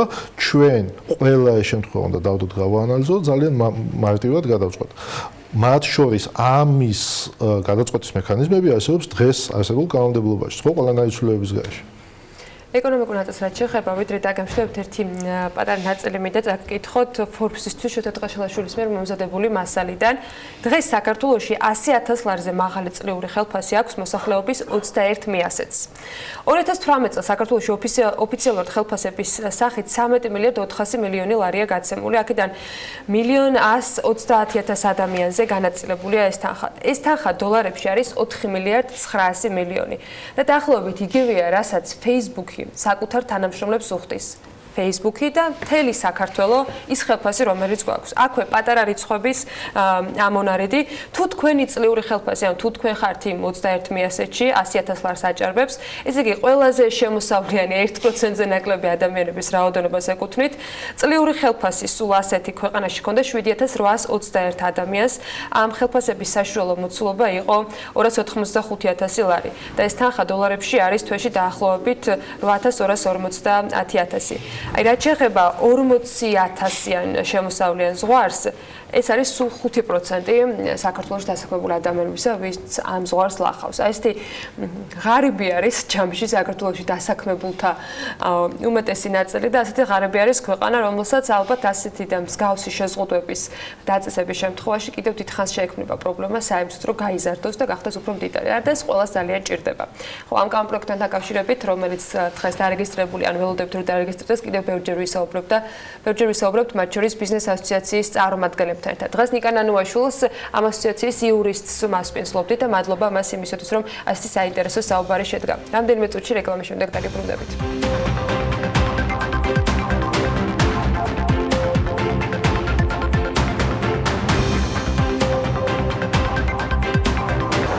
დღეს სამუშაო დღის ბოლომდე აქვს კონსორციუმს ვალდებულების შესრულების ვადა, რომ წარმოადგინოს სავალდებულო დოკუმენტი, რომელიც მის მიერ კაპიტალის სრულად შევსებას ადასტურებს, ასევე უნდა წარმოადგინონ წინასწარი არასავალდებულო დოკუმენტი, რომელიც სასესხო დაფინანსების მოპოვებას შეეხება ინვესტორი ბანკების მხრიდან. ამის შემდეგ უკვე წარდგინების გათვალისწინებით უნდა შეიკრიბოს კომისია პრემიერ-მინისტრის ხელმძღვანელობით და შესაბამისი გადაწყვეტილება უნდა იყოს მიღებული. ლეონ ახვლედიანის განმარტებით კი კონსორციუმმა კონტი ჯგუფის ჩამონაცვლებლად მთავრობას 3 კანდიდატი წარუდგინა, რომელთაგანაც 2 ერთი არის მერიდიან კაპიტალ ლიმიტედი, მეორე ჰოლანდიური ვანორდია და მესამესთან დაკავშირებით ამერიკული ფონდი არის და სუსტ სახელს კონსორციუმი არასაჯაროვებს, ამბობენ რომ ამასთან დაკავშირებით ჯერ არ აქვთ უფლება მეტი ისაუბრონ. მიმაჩნია რომ ეს რეგულაციები ცოტათი გადაჭარბებულია, თამაზ დაუშვილის შრომის კანონმდებლობაში შესატან შესაძლო ცვლილებებზე ამბობს, რომ ცვლილებები არ არის სათანადო დამუშავებული და განხილული. ის ასევე აღნიშნავს, რომ ქვეყანაში არსებული ისედაც არასტაბილური ეკონომიკის პირობებში ეს საკანონმდებლო ცვლილებები ბიზნესს დააზარალებს და ეკონომიკის ზრდას ხელს შეუშლის. გალატენ ტაგარტის ეკონომისტის ლაშა ქავთარაძის შეფასებით კი მიმდინარე ტენდენციებიდან გამომდინარე ჩანს, რომ ინფლაციის რისკები გაზრდილია, რაც მომდინარეობს ეროვნული ვალუტის გაუფასურებიდან გამომდინარე. ამ წლის იანვრიდან საქართველოს პარლამენტი ქუთაისიდან თბილისში დაბრუნდა და საკანონმდებლო საქმიანობა სრულად დედაქალაქში მიმდინარეობს, თუმცა ამ დრომდე ეს შენობა უკვე 10 თვეა უფუნქციო დგას. ამასობაში 2018 წლის დეკემბრიდან 2019 წლის აგვისტოს ჩათვლით პარლამენტის შენობის კომუნალურ ხარჯებში 699,326 ლარია გადახდილი. 1 ოქტომბრიდან ტაქსების რეფორმის მეორე ეტაპი ამოქმედდა და მალევე გაჩნდა უკმაყოფილო მომხმარებლების დიდი რაოდენობას, რომლებიც ტაქსის მომსახურების გაძვირებას აპროტესტებდნენ. თუმცა ამ პრობლემის გადაჭრის გზებზე ზრუნვა მალევე დაიწყო სოციალურ ქსელში, რომელიც ჩვენი ყოველდღიურობის ნაწილია. გამოჩნდა ჯგუფის სახელწოდებით გამიყოლე, სადაც მანქანების მფლობელები და ქალაქში გადაადგილების მსურველები უკავშირდებიან ერთმანეთს. სანაც ეს ყველაფერი კეთილნებაზეა და თბილისში გადაადგილების საფასურსაც არავინ მოგთხოვთ. ჯგუფით გუშინ ანუკა ჯოხაძემ, რომელიც ავტოსტოპს ხშირად მიმართავს და მისი მოყვარულია გურამ ხუნდაძეც აიყოლია და გადაღებაზე ისინი პეკინის ქუჩამდე ჯგუფის ერთ-ერთმა წევრმაც გაიყოლა. ნახოთ სიუჟეტი. გამიყოლე, სწორედ ასე ჰქვია სოციალურ ქსელში სულ ახლახანს შექმნილ ჯგუფს, რომლითაც ტაქსის მომხმარებლებმა მომსახურებაზე გაზრდილ ტარიფებს თავი აარიდეს. და აი როგორ. თბილისის ერთი უბნიდან მეორეში გადაადგილება მარტივად მხოლოდ პოსტის დაწერით გახდა შესაძლებელი. მოხალისე კი, რომელიც ამ მომსახურებას გთავაზობთ, ერთი რიგითი მოქალაქეა, რომელიც უბრალოდ ზუსტად იმ დროს იმ ტერიტორიაზე აღმოჩნდა, სადაც თქვენ ხართ. ექსპერიმენტში ჩართვა ჩვენც გადავწყვეტეთ. დავწერეთ პოსტიც.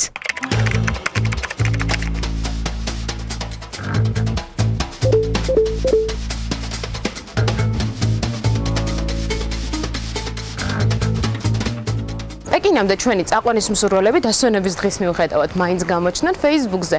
ჯგუფში ჩვენს პოსტს რამდენიმე გამოხმაურება ჰქონდა, მათგან ერთ-ერთი კი ზოვრეთის პირველ ნომერში ჩვენს ოფისში ზუსტად რამდენიმე წუთში მოვა და გაგვყოლეს პეკინამდე, სადაც უშუალოდ ამ ჯგუფის იდეის ავტორს ჩავწერთ. TV პირველთა რომ მოხვდი, აი ზუსტად გარეთ გელოდებით.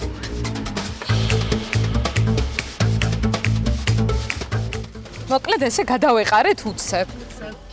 BMG-ს გადამღები ჯგუფი პეკინის ქუჩამდე ლიკა ასლანიშვილმა გაიყოლა. როგორც აღმოჩნდა, ეს გამოცდილება მისთვისაც პირველია.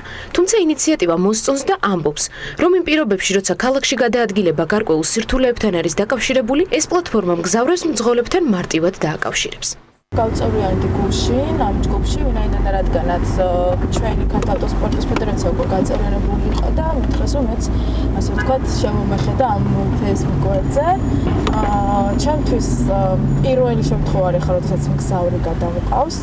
გუშინ ჩვენმა ქართული ავტოსპორტის ფედერაციამ რუსთავში გაიყოლეს, როგორც ვიცი, მგზავრები თბილისიდან რუსთავში. მე ვფიქრობ, რომ კარგი წამოწყება არის იმ კუთხით, თუ გავითვალისწინებთ, რომ ტაქსების ფასი მაიწია. ვემშვიდობებით ლიკას და შემდეგი რესპონდენტის შესახვედრად მივემართებით, რომელიც როგორც ვიცით პეკინის ქუჩამდე სწორედ ამ ჯგუფის ერთ-ერთმა წევრმა გამოიყოლა. ჯგუფ გამიყოლეთის სარგებლობის ჩვენი პირველი გამოცდილება შეიძლება ითქვას, რომ ნამდვილად წარმატებული იყო. ზოვრეთის პირველი ნომრიდან პეკინამდე ჩამოსვლას დაახლოებით 7 წუთი მოვანდომეთ. გავიცანით ძალიან საინტერესო რესპონდენტი, თუმცა ჯერი ახლა თავად ინიციატორზეა, რომელიც ბუკიეს ბაღში უკვე გველოდება. დავით, გამარჯობა. როგორც ვიცი, შენც გამოგიყოლეს პეკინამდე. ეს დათუა Facebook ჯგუფის გამიყოლეს ერთ-ერთი შემქმნელი, რომელიც თვითონაც მგზავრია. შესაბამისად დათუც შეაწუხა ქალაქში ტაქსის გაზრდილმა ტარიფებმა. მალევე გაჩნდა იდეა, რომელმაც გაამართლა. მე და ამ იდეისთან ავტორმაც, მარიამმაც შევამჩნიეთ პოსტები Facebook-ზე, რომ ხალხი უკმაყოფილოა ამ ტაქსების გაძვირებით და უეცრად ეს რაღაც მოვიფიქრეთ და იმ მომენტშივე ჯგუფი შევქმნით. და კი ქონდა ხა რაღაც ვარაუდები რომ აქტუალური იქნებოდა, მაგრამ ამ მასშტაბით და მოკლე დროში შეიქმნა 2 ოქტომბერს, ხო და ამდენი გამოწერი თუ ეყოლებოდა ამ ჯგუფს 4000-ზე მეტი ამ დროისთვის უკვე გამოწერი და მარტო არა, საქმე მხოლოდ რიცხვებში ასევე მე ალბათ ნახეთ ხო პეიჯი, ამდენი პოზიტიური პოსტი არის, მარტო რომ ნახო, რომ არ გამოიყენო ეს სერვისი, ძალიან ისიამოვნებ. მე ესე ვგზნობ თავს. გადავწყვეტეთ კიდევ ერთი ექსპერიმენტი ჩაგვეტარებინა და მგზავრის როლი უკეთესადაც მოგვერგო. პირობითად ავარჩიეთ მარშრუტი პეკინი დიდი დიღომი და ტაქსის მძღოლებს შესაძლო ფასი ვკითხეთ. მათგან კი ეს პასუხები მივიღეთ. გამარჯობათ. დიდ დიღმამდე რამდენად გამიყვანთ? დიღომში რომელი შევა? პეტრიძე. რამდენად აიხსნა? თქვენ რამდენად გამიყვანთ? ჯერ იმას გეკითხეთ. 10 ლარი? ესეთი ძვირი რო არ იყო მანამდე? აქ ყველაფერი მოიმატა ტაქსს მოიმატა რა. გამარჯობა. დიღომში პეტრიძე რამდენად გამიყვანთ? თქვენ რამდენად გამიყვანთ ჯერ? 8 ლარი? რამდენით არის გაძვირებული ის მაინტერესებს? 10 ლარი? ხო, ხო 10 ლარი. ფასები ფაქტია გაზრდილია, მაგრამ ამას ვინ თუ არა ყველაზე კარგად მომხმარებელი ამჩნევს. შევეცადეთ ტაქსების რეფორმის მეორე ეტაპის შედეგები მათთანაც მოგვეკითხა. თუ ადრე ვთქვათ ვიხდიდი, ვთქვათ პლატოდან ვარანცოვზე 5 ლარს, ახლა 8 ლარია. გაძვირებულია რა თქმა უნდა. სადღაც 3, 2 ლარი. გააჩნია საიდან სად მიდიხარ? 2 ლარით მაინც. ჯგუფ გამიყოლეს იდეის ავტორები უკვე ფიქრობენ მომსახურების განვითარებაზე და ეძებენ გამოცდილ ადამიანებს, რომლებიც აპლიკაციის შექმნაში დაეხმარებიან, რათა მოხალისე ტაქსისტების დაკავშირება მგზავრებთან ბევრად უფრო უსაფრთხო და კომფორტული გახდეს. თუმცა მანამდე სანამ აპლიკაცია იქნება, ჩვენსავით ძალიან მარტივად და თანაც სრულიად უსასყიდლოდ ამ Facebook ჯგუფის დახმარებით შეძლებთ ერთი უბნიდან მეორეში ვინმეს გაყვეთ, ან უბრალოდ ვინმე გაიყოლოთ. მომსახურებით კი დარწმუნებულები ვართ ჩვენსავით ნამდვილად კმაყოფილებით არჩებით. დღეს ასეთი რეალობაა ტაქსებთან დაკავშირებით დედაქალაქში და დღესვე სხვათა შორის საქართველოს პარლამენტში შევა კანონპროექტი ერთჯერადი ამნისტიის შესახებ, რომელიც ამ წესების ამოქმედების პირველ დღეს დაჯარიმებულ ტაქსებს მოუხსნის ჯარიმებს, რომელიც მათ აქვთ გადასახდელი. ზოგადად რა ვითარება შეიქმნა ტაქსების რეგულირების ამოქმედებიდან დღემდე? დავით მეზღეშვილთან საქართველოს ტრანსპორტისა და გზების ასოციაციის ხელმძღვანელთან უნდა ვისაუბროთ. მოგესალმებით ბატონო დავით, მადლობა. ჩვენთან ერთად. პირველ რიგში მინდა რომ ესე საერთო პოზიცია გითხრათ, თქვენ რამდენად კმაყოფილი ხართ ტაქსის იმ რეფორმით, რომელიც დღეს უკვე მოქმედებს და რომელიც მომავალში მესამე ეტაპს გულისხმობს ამოქმედების ნაწილში. თავშივე ხაზგასმით მინდა ვთქვა, რომ უკეთესი ტაქსი იყო ჩვენი სურვილიც, ანუ არასამთავრობო ორგანიზაციის და ყველა ვიცით, რომ ის რაც იყო, არ არის ახლა ის, ასე რომ ვთქვა, რაღაც საერთაშორისო სტანდარტების შესაბამისი და ყველას მინდოდა უკეთესი ტაქსი. რაღაცა რეგულირება საჭირო იყო ხო, შესაძლოა. გარკვეული ღონისძიებები, განსაკუთრებით ალბათ კარგი იქნებოდა, რომ კონკურენტუნარიანი გარემო შექმნილიყო, ამაზე ალბათ ვისაუბრებთ. მაგრამ ჩვენ არ ვეძახით რეფორმას ამას, იმიტომ რომ რეფორმას როგორც წესი წინ უნდა უძღოდეს კვლევა, ანუ პრობლემის ანალიზი, რა პრობლემა არის, რა უნდა გამოსწორდეს ამ სფეროში. ასევე უნდა უძღოდეს წინ საზოგადოებრივი აზრის კვლევა, ანუ საზოგადოება რა პრობლემას ხედავდა, შემდეგ უნდა იგეგმებოდეს ღონისძიებები, მონიტორინგი უნდა ხორციელდებოდეს, როგორ იგეგმება ეს ღონისძიებები და ბოლოს შედეგი უნდა იყოს გაზომვადი, ხო? ანუ უნდა ვთქვათ, რომ აი რეფორმა ან წარმატებული, ან წარუმატებელი. ჩვენ აი ამ შემთხვევაში არ ვიცით, რისკენ მიდის ეს რეგულაციები, ეს არ არის რეფორმა, კიდევ ერთხელ მინდა ვთქვა, ეს არის რეგულაციები, რომელიც აი შემოდის რა და ხან რომელი დაინერგება, ხან რომელი. ანუ რაღაც გაზომვადი შედეგისკენ ეს არ ამ ჯამში რა მივიღეთ, რომ ვთქვათ, ცუდ მდგომარეობაში ამ ძველი ავტომობილი, რომელიც იყო, რომელმაც გადააკრას, თქო, თეთრი ლენტი, ის მას შეუძლია ტაქსით მომსახურება.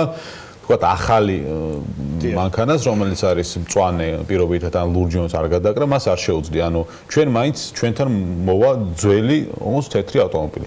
ეს ერთი, მაგრამ ეს არ არის ბოლო ეტაპი, როგორც მერიაში თქვეს და ეს არ არის, ასე ვთქვათ, საბოლოო შეჯამება, ხო, ამ რეფორმის. ისინი რეფორმას ეძახიან თქვენ შეიძლება. ჩვენ დავარქვათ დღეს პირობითად. კი ბატონო, პირობითად რეფორმის გაგრძელდება და მივიღებთ მაღალი ხარისხის, ასე ვთქვათ, მომსახურებას, უკეთეს უსაფრთხოების სტანდარტებს და ასე შემდეგ. მოხდება ავტომობილების რაღაც გაწმენდაც, ალბათ რაღაც რეგულაციების კიდე მუშაობენ.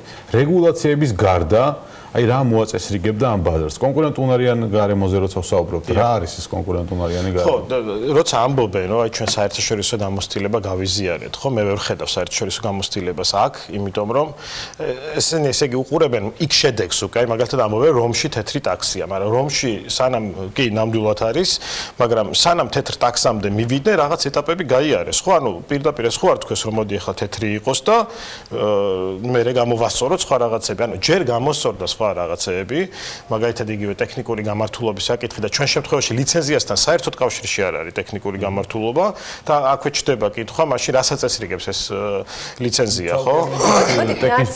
აი ეს მაინც მინდა ვთქვა, რომ რა გამოასწორებდა, შეიძლება უცნაურად ჟღერდეს, მაგრამ ეს უნდა იყოს რაღაც ბიზნეს კონკურენტ, რაღაც კარგი გარემო, ერთის მხრივ და მეორეს მხრივ საზოგადოებრივი ტრანსპორტი უნდა იყოს კონკურენციაში. ეს შეიძლება უცნაურად ჟღერდეს თქვენ, იმიტომ ამბობ, რომ ფასები სხვადასხვაა, ხო, დაუშვით საზოგადოებრივი ტრანსპორტის ტაქსის, მაგრამ მაინც ასია. როდესაც საზოგადოებრივი ტრანსპორტი არის განვითარებული, არის დაუშვათ უმაღლესი ხარისხის, არის თავისუფალი ადგილების სამგზავრო, კონდიციონერი სიტყვაზე ტექნიკურად კარგად გამართული, ამ შემთხვევაში შედის კონკურენციაში თავისთავად ცხადია ტაქსებთან და ტაქსებიც ამ დროს ცდილობენ, რომ უკეთესი სერვისი წარმოადგინონ, გასაგებია ძვირი, მაგრამ უკეთეს. ჩვენ რა რეალობა გქონდა, ხო, მოშლილი საზოგადოებრივი ტრანსპორტი, ნუ არ ვსაუბრობ ხა ახალ ავტობუსებზე, რომელიც სამწუხაროდ არ არის საკმარისი თორმივე სალმებით ყოველთვის და საბოლოოდ ქონდა ეს სურათი არაკონკურენტუნარიანი გარემო იყო, ხო? ხდებოდით, ვეტენებოდით, აი პირდაპირ გაგებით საზოგადოებრივი ტრანსპორტი. ეხლა მთლად უარესი მდგომარეობა გვაქვს, კატასტროფული და ტაქსით სარგებლობდით იაფიანი ტაქსით, ხო? და ეს იაფიანი ტაქსი ჩვენ ვაფრთხილებდით მერიას. სხვათა შორის ამ რეგულაციებზე მუშაობა დაიწყო 2016 წელს, როცა ნარმანია იყო თბილისის მერი და მაშინაც და ახლაც ვაფრთხილებდით, რომ ეს იაფიანი ტაქსი ამჯერად არის თქვენი მოკავშირე, იმიტომ რომ არ ჩანს საზოგადოებრივი ტრანსპორტის ეს პრობლემა ესე მწვავედ და როგორც კი გაძვირდება, გამოჩნდება თქვენ არასამთავრობო სექტორი ხშირად მათ შორის ისინი განსაკუთრებით ვინც ამავე დროს გარემოს დაცვით თქვა პრობლემებზე ხშირად საუბრობს, ხო, ამიტომ რომ არ შეიძლება ყველა ავტომობილმა იაროს დედაქალაქში, არ შეიძლება ამდენი ტაქსი დადიოდეს ქალაქში. აი როცა აი მართალია არ გვაქვს ოფიციალური დოკუმენტი ან რეგულირების თქვა შეფასება რა შეიძლება გამოიწვიოს ამ შემდეგ, მაგრამ აი განცხადებებით რომ მივყვეთ. თბილისის მერიაში ამბობდნენ რომ პირველ ეტაპზე ასე ერთი ხელის მოსმით, სწორედ იმიტომ რომ სოციალურად მოწყვლადი თქვა ჯგუფის წარმომადგენლები არიან ხშირ შემთხვევაში ტაქსის მძღოლები, ვერ გაამკაცრებდნენ ისე ტექნიკურ დათვალიერებას, რომ თქვა უდიდეს ნაწილს, იმიტომ რომ ამ ტექნიკურ დათვალიერებითაც მერი არ არის არაფერ შუაში. ხო, ნუ საერთო სახელმწიფო პოლიტიკიდან გამომდინარე ვსაუბრობ, ვერ გაიარეს მაინც, ხო, ტექნიკური დათვალიერება იმ მარტივი თქვა პირობების გათვალისწინებით, რომელიც არის. სამაგერო ტაქსებისათვის შემოიღეს ორჯერ წელიწადში ტექნიკური დათვალიერება. აი რა შეიძლება გაკეთებულიყო ცოტა სხვაგვარად, რომ თქვა საზოგადოებრივი ტრანსპორტის ბოლომდე გამოსწორებას არ დაელოდოს თქვა ქალაქი, იმიტომ რომ ეს პრობლემა არის, ხო?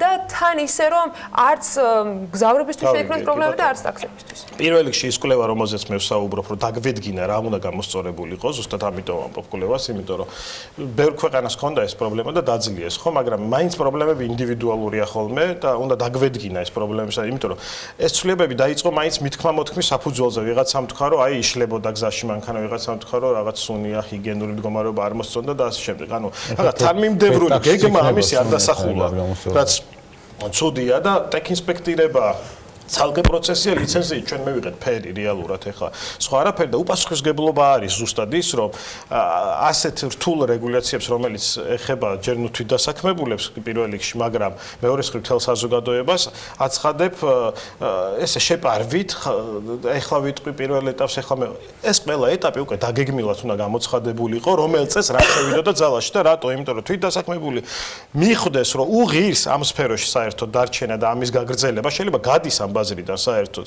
ხო? და ესეც არ გაკეთდა, არ გამოცხადდა. ანუ თანმიმდევრობა, როცა ჩვენ საუბრობთ, ანუ რა არის ყველაზე პრობლემატური? აქ არის თანმიმდევრობა პრობლემატური. არ შეიძლებოდა ამ ცვლილებების განხორციელება, სანამ საზოგადოებრივი ტრანსპორტი, ავტობუსები მოდი ვთქვათ პირდაპირ, არ იქნებოდა საკმარისი რაოდენობით. ეს არის დაახლოებით 1000-მდე ავტობუსი, რომლის ასე ვთქვათ, რაოდენობა შეგვიძლია 2-3 წელში არსებობდეს, ისედაც შექმნილიყო და მით უმეტეს თუ მიდის ეს პროცესი. კი, მიდის ეს პროცესი მოგწონს, ამაზე მეორე აზრი არ არსებობს, მაგრამ ხო, მაგრამ დღეს რა სურათი მივიღეთ, რომ საცობები რატო არ განიმუხტა, ხო, შემცირდა დაუშვათ ტაქსები და საცობები არ განიმუხტა და არც ეკოლოგიური მდგომარეობა ალბათ არ გამჯობეს და რატომ? იმიტომ რომ მას შემდეგ რაც ტაქსი გაძვირდა, საზოგადოებრივ ტრანსპორტზე მზარდნაკადი გაიზარდა, ანუ ზეწოლა ამ ტრანსპორტზე გაიზარდა და ადამიანები ვეღარც იაფიანი ტაქსით გზავრობენ, ვეღარც საზოგადოებრივ ტრანსპორტით და რა მოხდა, ის ვისაც ფარახებში ყავდა ავტომობილები და დაუშვათ კვირაში 1-2 დღით იყენებდა და გამოდიოდა, ყველა გახდა იძულებული, რომ ეს ავტომობილები გამოეყვანათ იმისთვის, რომ სახლიდან სამსახურში წავიდნენ. ანუ მივიღეთ უარესი შედეგი. ხო, რაოდენობის შემცირებაზეც ეხლა არ ვიცი, ზუსტად სადმე არის ეგეთი რიცხვი რაოდენობის შემცირება. შეიძლება B კატეგორიაში გადავიდნენ და არ არიან თეთრები და ჩვეულებრივ მოძრაობენ, ასე ვთქვათ, აპლიკაციების გამო. ჯამში A და B-ც ერთად არის დაახლოებით 16000 რეგისტრირებული. ჩვენი მონაცემებით, ოღონდ ეს მონაცემები ძალიან პირობითია და იყო დაახლოებით 40000 ტაქსი, სანამ ეს რეგულაციები დაიწყებოდა. ალბათ ვიღაცები გავიდნენ ბაზრიდან, ეს სრულიად მოსალოდნელი ამბავია, მაგრამ ნუ კრიზის მაინც ქმნის ის, რომ შეიძლება ცოტა რაოდენობა ფასი გაიზარდა და აღარ არის ეს ხელმისაწვდომი, როგორც იყო. ჯამში ხო როგორი სიტუაცია იყო, რომ არჩევანის საშუალებაც იყო მგზავრის ტაქსი მოდიოდა ეს თუ ის მანქანა შენ შეეძლო გაგეტარებინა 5-იან და მე-6 გაგეჩერებინა თუ არ მოგწონდა მისი ვიზუალური მდგომარეობა. დღეს ეს შანსი არ არის. სიმართლედ მეც ვაკეთებდი ხოლმე ასე. პირველი რომ მოვიდა კარგი ტაქსი ამერჩია უფრო კომფორტული. მაგრამ ნუ აქ თავარ პრობლემამდე მივდივართ, რომ არ არის თანმიმდევრობა დაცული, ხშირად გაგვიგია ჩვენ ქალაქის მერიისგან, რომ აი პარალელურ რეჟიმში უნდა გავაკეთოთ. მესამე ეტაპზე არ არის პარალელურ რეჟიმში. თავარი პრობლემა ეს არის, რომ დაასწრო ტაქსების რეგულაციას საზოგადო ტრანსპორტის განვითარებას, რამაც გამოიწვია ესაც გამოიწვია. დღეს სადაც ვართ ფაქტია, რომ შეფასება შეგვიძლია რაღაცა ნაწილის უკვე და წინ კიდევ ერთი ნაწილი არის, რომელიც მათ შორის გამართულობის ხარისხში ამოწმებს უფრო მკაცრად, როგორც თბილისის მერიაში განმარტავენ, წლოვანებაში ამოწმებენ ავტომობილს, ვისაც უნდა კონდეს უფლება, ან არ კონდეს ტაქსით სერვისს. აი რა შეიძლება გაკეთდეს იმისათვის, რომ ფაქტია, რომ ტაქსი იქნება შედარებით ძვირი. ყოველ შემთხვევაში ბაზარი აძლევს ამის საშუალებას ტაქსის და ამას ვერავინ ვერ შეუზღუდავს და ვერ აუგზავნოს, იმიტომ რომ განსხვავებული ტარიფები არის მათ შორის აპლიკაციით მოსარგებლეებისათვის და ასე შემდეგ, იმიტომ რომ მათ ნაკლები ვალდებულება აქვს და სხვა ბევრი არგუმენტი შეიძლება იყოს. დღეს თბილისის მერიას თქვენი მხრიდან რა რეკომენდაცია შეიძლება გაეცეს, რა შეიძლება გაკეთდეს იგივე მგზავრებისათვის, რომ მათ მოახერხონ და შესაბამისად უფრო იაფად იმგზავრონ. იცით, იმდენად რთული რაღაც სიტუაცია გვაქვს, რომ მე მაინც მოვუწოდებ თბილისის მერიას გადაეხედა, იმიტომ რომ ეს ლიცენზია არ პასუხობს იმ გამოწვევებს სინამდვილეში, რაც იყო საზოგადოებაში, ხო, კითხვები რაზეც ისმებოდა და ასე შემდეგ. რადგან ეს ტკივნევის საკითხი გადაგორებული ალბათ ვეღარ გააუქმებე და ალბათ არ უნდა გააუქმო, იმიტომ რომ რაღაცა ეტაპი გაავლენია. საერთოდ არ უნდა ყოფილიყო რეგულაცია და არა ის რომ რაღაც უნდა ყოფილიყო და ან ერთიანად ყოფილიყო და მე მოვუწოდებდი, რომ ამ ეტაპისთვის გარკვეულწილად შეეჩერებინა, ყოველ შემთხვევაში ამ ეტაპზე ჩვენ დამხდარიყავით, ყოველს გადაგვიხედა საერთაშორისო გამოცდილება, საერთაშორისო გამოცდილება არ არის მხოლოდ ფერი ტაქსის და იქ არის უამრავი სხვა კომპონენტი და მოვუწოდები, რომ ეს გაიკეთებინა, იმიტომ რომ ყველა სხვა ცვლილება, რომელსაც აპირებს და სავარაუდოდ ეს იქნება ასაკის შეზღუდვა, როგორც ჩვენ ეს თბილისის მერიის მხრიდან უკვე გაჟღერდა ტრანსპორტ საქალაქო სამსახურიდან. იცით, ჩვენ ვიყავით მაშინ 2016 წელს ჩართულები ამ ჯგუფში. რეალურად ის ეტაპები, რაც მაშინ შემუშავდა, მიდის როგორც მაშინ იყო და მაშინ ჩვენ ქონდა წინააღმდეგობა გარკვეული პუნქტების მიმართ, აი მაშინ ვითხოვდით რომ საზოგადოებრივი ტრანსპორტი უნდა განვითარებული იყო ჯერ. ფერი მაშინ იყო ფერიც ეწერა, ოღონდ არ მახსოვს რომელ ეტაპზე ზუსტად, მაგრამ ეწერა ფერი, ეწერა ასაკის შეზღუდვა სატრანსპორტო საშუალების და შეიძლება იყოს 0-დან 5 წლამდე სიტყვაზე განისაზღვროს და ყველა სხვა გავიდეს და ვეღარ განახორციელოს ეს მომსახურება.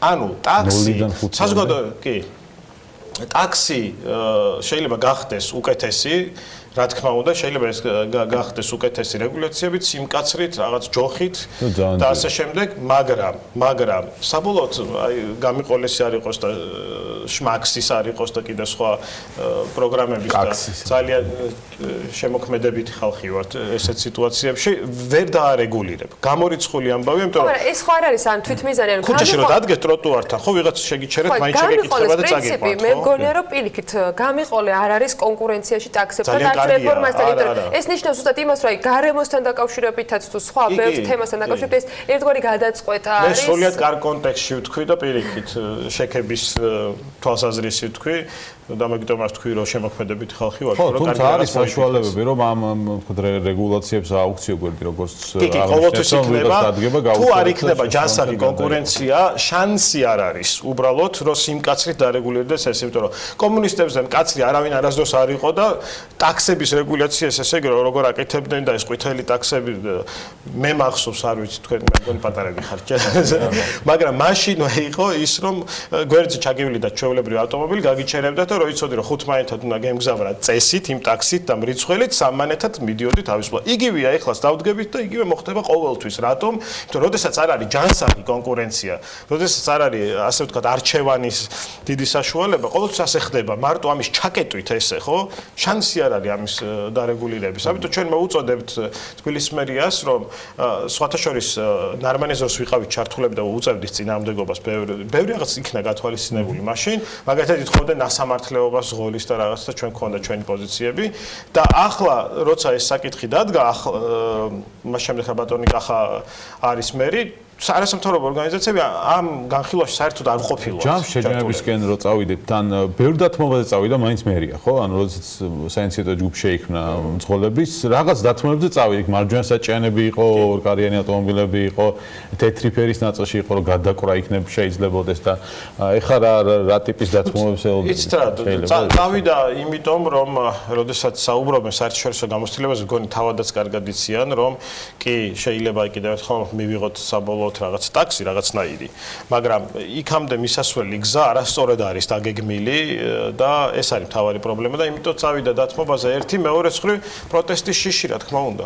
არსებობს კი იყო გარკვეული პროტესტი, თუმცა არც ისეთი ძლიერი და რაღაც ორგანიზებული, იყო რაღაც პრეტენზიები გამოთქმული, რომელსაც სურათი არ შეუცვლია. მთავარი ამოსავალი წერტილი დღესაც, ხვალაც და ზეგაც იქნება ის, რომ საზოგადოებრივი ტრანსპორტი უნდა იყოს ყველაფრის ალტერნატივა, ყველაფრის ტაქსისა და ჩვენი. ჩვენ შეგვიძლია ვნახოთ სულ რამდენიმე წუთის წინ თბილისის მეტროში გადაღებული ფოტოები და ბოლო კითხვას დაგისვამთ პარალელურ რეჟიმში, ვიდრე დაგემშვიდობებით. პრინციპში მეტრო ყოველთვის გაატვირთული იყო, ამაზე კახკალდის არგუმენტიც მოვისმინეთ, რომ ესენი ერთმანეთთან კავშირში არ არისო. თქვენი პოზიცია, ანუ მეტროში არ ჩადის ტაქსის მომხმარებელი იყო, დაახლოებით ასეთი კომენტარი. სად არის სად მიდის მაშინ ეს გზა ვთანაკათი?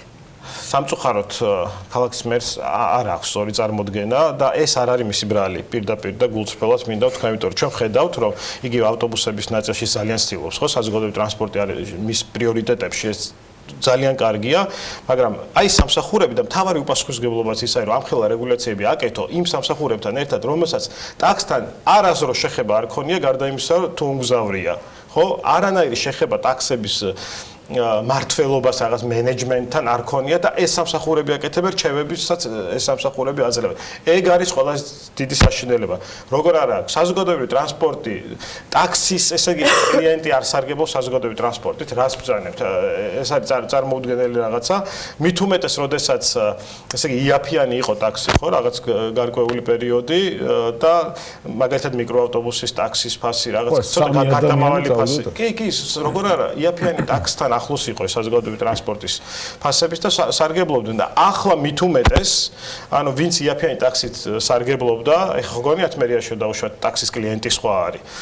არა, ეხლა ის კლიენტი გახდა საზოგადოებრივი ავტობუსის კლიენტი მეტროში. რატო? იმიტომ რომ სამლარიანი ტაქსი როცა გახდა 8 ლარი ყველას ხო გზავნაკადი გაიზარდა საზოგადოებრივი ტრანსპორტი. აი ეს ფოტოში თქვენ რაც აჩვენეთ და ეს იქნება ყოველდღე, მანამ სანამ საზოგადოებრივი ტრანსპორტი არ იქნება საკმარისი რაოდენობით. მთელი ეს ვინც იყო მოკავშირე თბილისის მერიის და ეს იყო იაფიანი ტაქსი, რეალურად ჩაწყდა ეს კონტაქტი და ხაზი, შესაბამისად უმეტესობა მგზავრების გადაერთო საზოგადოებრივ ტრანსპორტზე და პლუს გამოიყვანეს ავტოფარეხებიდან კერძო ავტომობილები, რომელიც შეიძლება კვირაში ერთხელ ან ორჯერ გამოყავდათ. ყველას დღეს ძალიან მარტივად გადაადგილებს შესაძლებლობას და მშვიდობიან მგზავრობას გისურვებთ. ნუ ეს თემა უცბად გაგრძელდება. დავით მესხიშვილი იყო დღეს ჩვენი სტუმარი, საქართველოს ტრანსპორტისა და გზების ასოციაციის ხელმძღვანელი და მადლობა მას.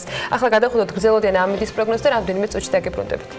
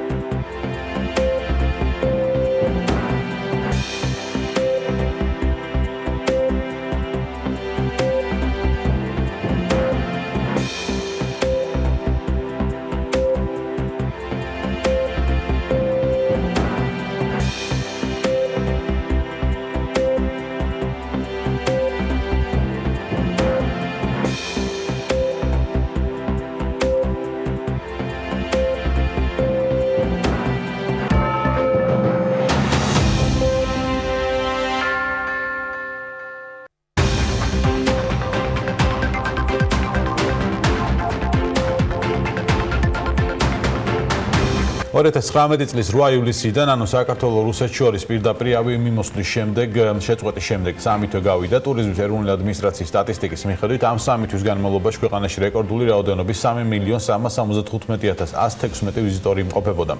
რაც წინა წელთან შედარებით 148,700-ით, ანუ 4.6%-ით მეტია. თუმცა ავიასანქციების გამო საქართველოში შემოსული რუსი ვიზიტორების რაოდენობა წინა წელთან შედარებით ჯამურად 68,343-ით შემცირდა. აღნიშნული კლება სხვა ქვეყნებიდან გაზრდილმა ტურისტულმა ნაკადმა დააბალანსა. ზრდა განსაკუთრებულად უკრაინიდან, ისრაელიდან, საუდის არაბეთიდან და სხვა ქვეყნებიდან იყო. როგორ აფასებს კერძო სექტორი რუსული სანქციების შემდეგ მდგომარეობა საქართველოში? მარიამ ადამიანს თომართან ერთად ისაუბრებს. მარიამ, დილამშვიდობის. დილამშვიდობის, ბექა, უფრო მარტივად რომ ვთქვათ, ავიასანქციების 3 თვის შედეგად 78,000-ით ნაკლები რუსი შემოვიდა საქართველოში და 158,000-ით მეტი სხვა ვიზიტორი. თუმცა ტურიზმის ეროვნული ადმინისტრაციის ხელმძღვანელის თქმით, ივლისსა და აგვისტოში საქართველოში ტურიზმის სფეროში $100 მილიონ მეტი დანაკარგი მოვიდა, როგორია კერძო სექტორის შეფასებები, რაზე ვაკეთებთ აქცენტს ხარისხზე თუ რაოდენობაზე და ზოგადად როგორ საოპერაციო გარემოში მუშაობს სასტუმრო ბიზნესი. თემაზე გიორგი დოლიძე, ვინდამ გრანთ თბილისის ბიზნესის განვითარების ხელმძღვანელი ისაუბრებს. აქვე მინდა დავაანონსო, რომ 2021 წლისთვის ვინდამ გრანთ თბილისი ფართოვდება და $75 მილიონ სასტუმროს აშენებს. თუ როგორი იქნება, ამასაც თავად გიორგი მოგუყვება. დილამშვიდობისა, გიორგი, მადლობა რომ დილიდან ჩვენთან ერთად ხართ. დავიწყოთ რუსული ავიასანქციებით, შემდეგ უკვე სხვა თემებზე გადავიდეთ.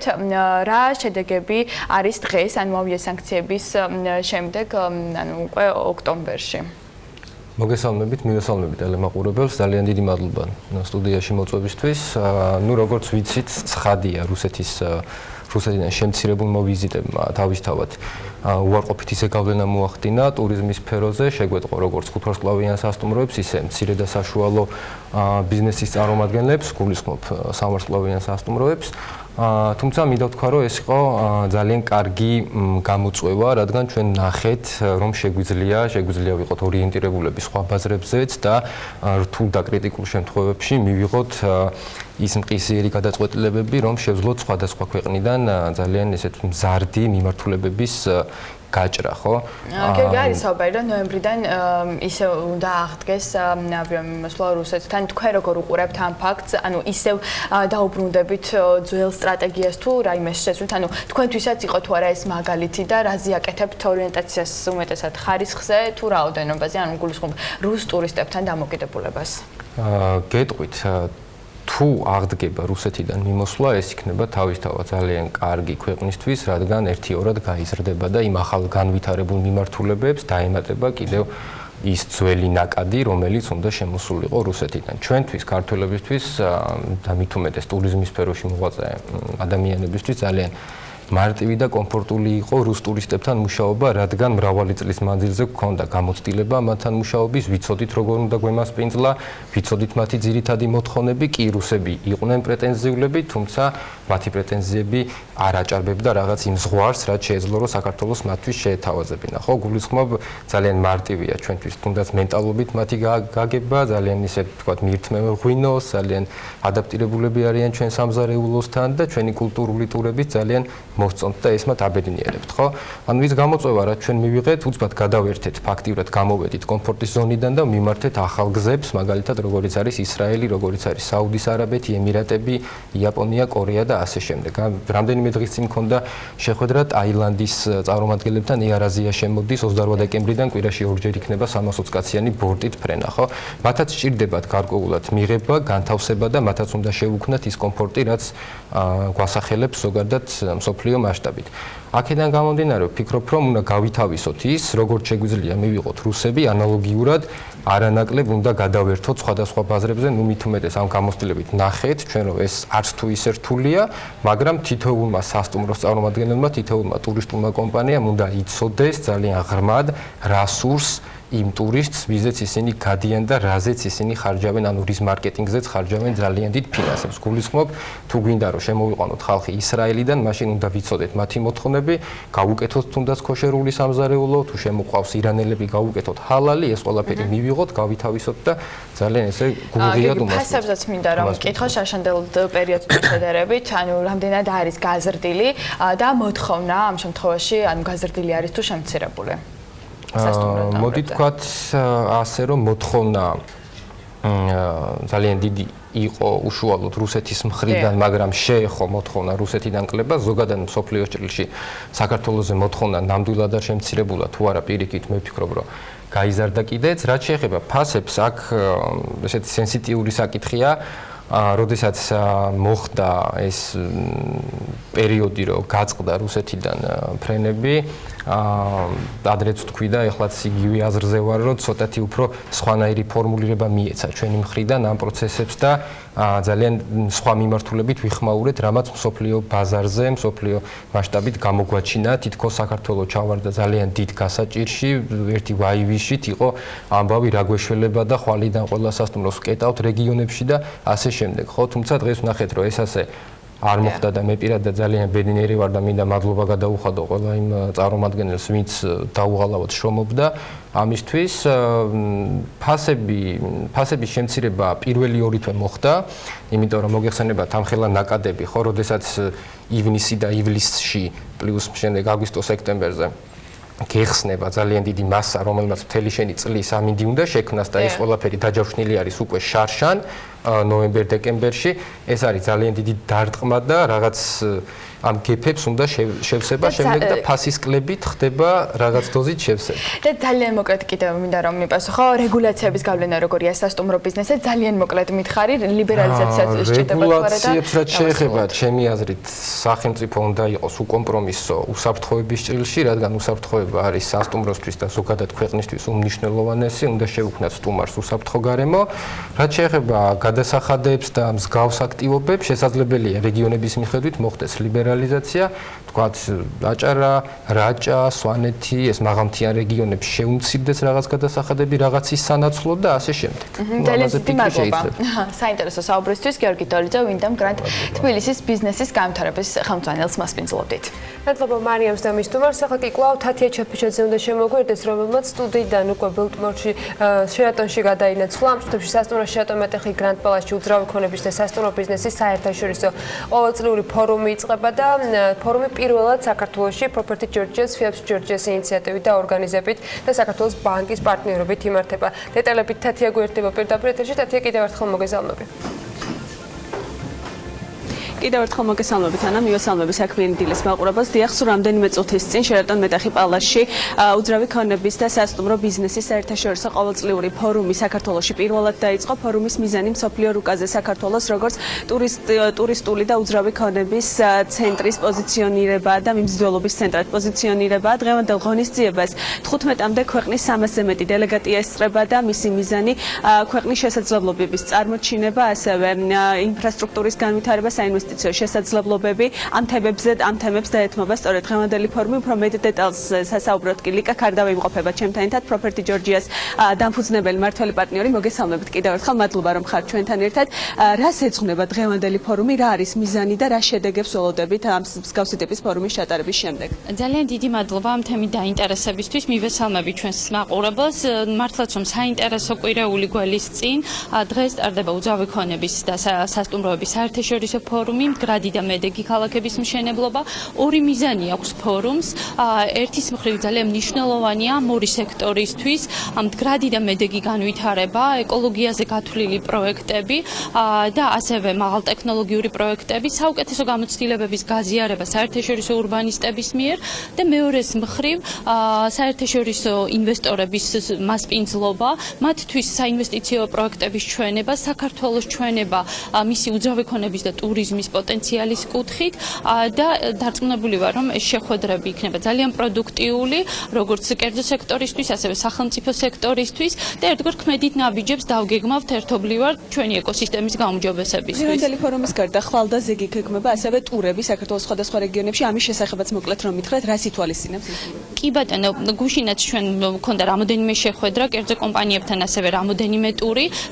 ხვალ დაგეგმილია საკმაოდ მსხვილ ესეთ საჩვენებელ მრავალ დეველოპერულ პროექტებზე ვიზიტი, სადაც კომპანიები წარმოაჩენენ თავის, ასე ვთქვათ, პროდუქტს, თავის სამშენებლო ობიექტებს, ხოლო ინვესტორებს და სტუმრებს, რომელთა შორისაც არიან უძრავი ქონების საერთაშორისო ფედერაციის, სხვადასხვა ქვეყნის ხელმძღვანელები, ექნება შესაძლებლობა გაეცნონ ქართული უძრავი ქონების დეველოპმენტის პროექტებს, ნახონ საინვესტიციო შესაძლებლობები და ასევე, ვთქვათ, იფიქრონ გრძელვადიანად ქვეყანასთან თანამშრომლობის კუთხით. ანუ ეს წარმატებული იქნება და ბევრი ინვესტორი გადაწყვეტს. ჩვენც იმედი გვაქვს, რომ ძალიან შედეგიანი იქნება და კონკრეტული ქმედითი ნაბიჯები მოყვება აი ამ შეხვედრას.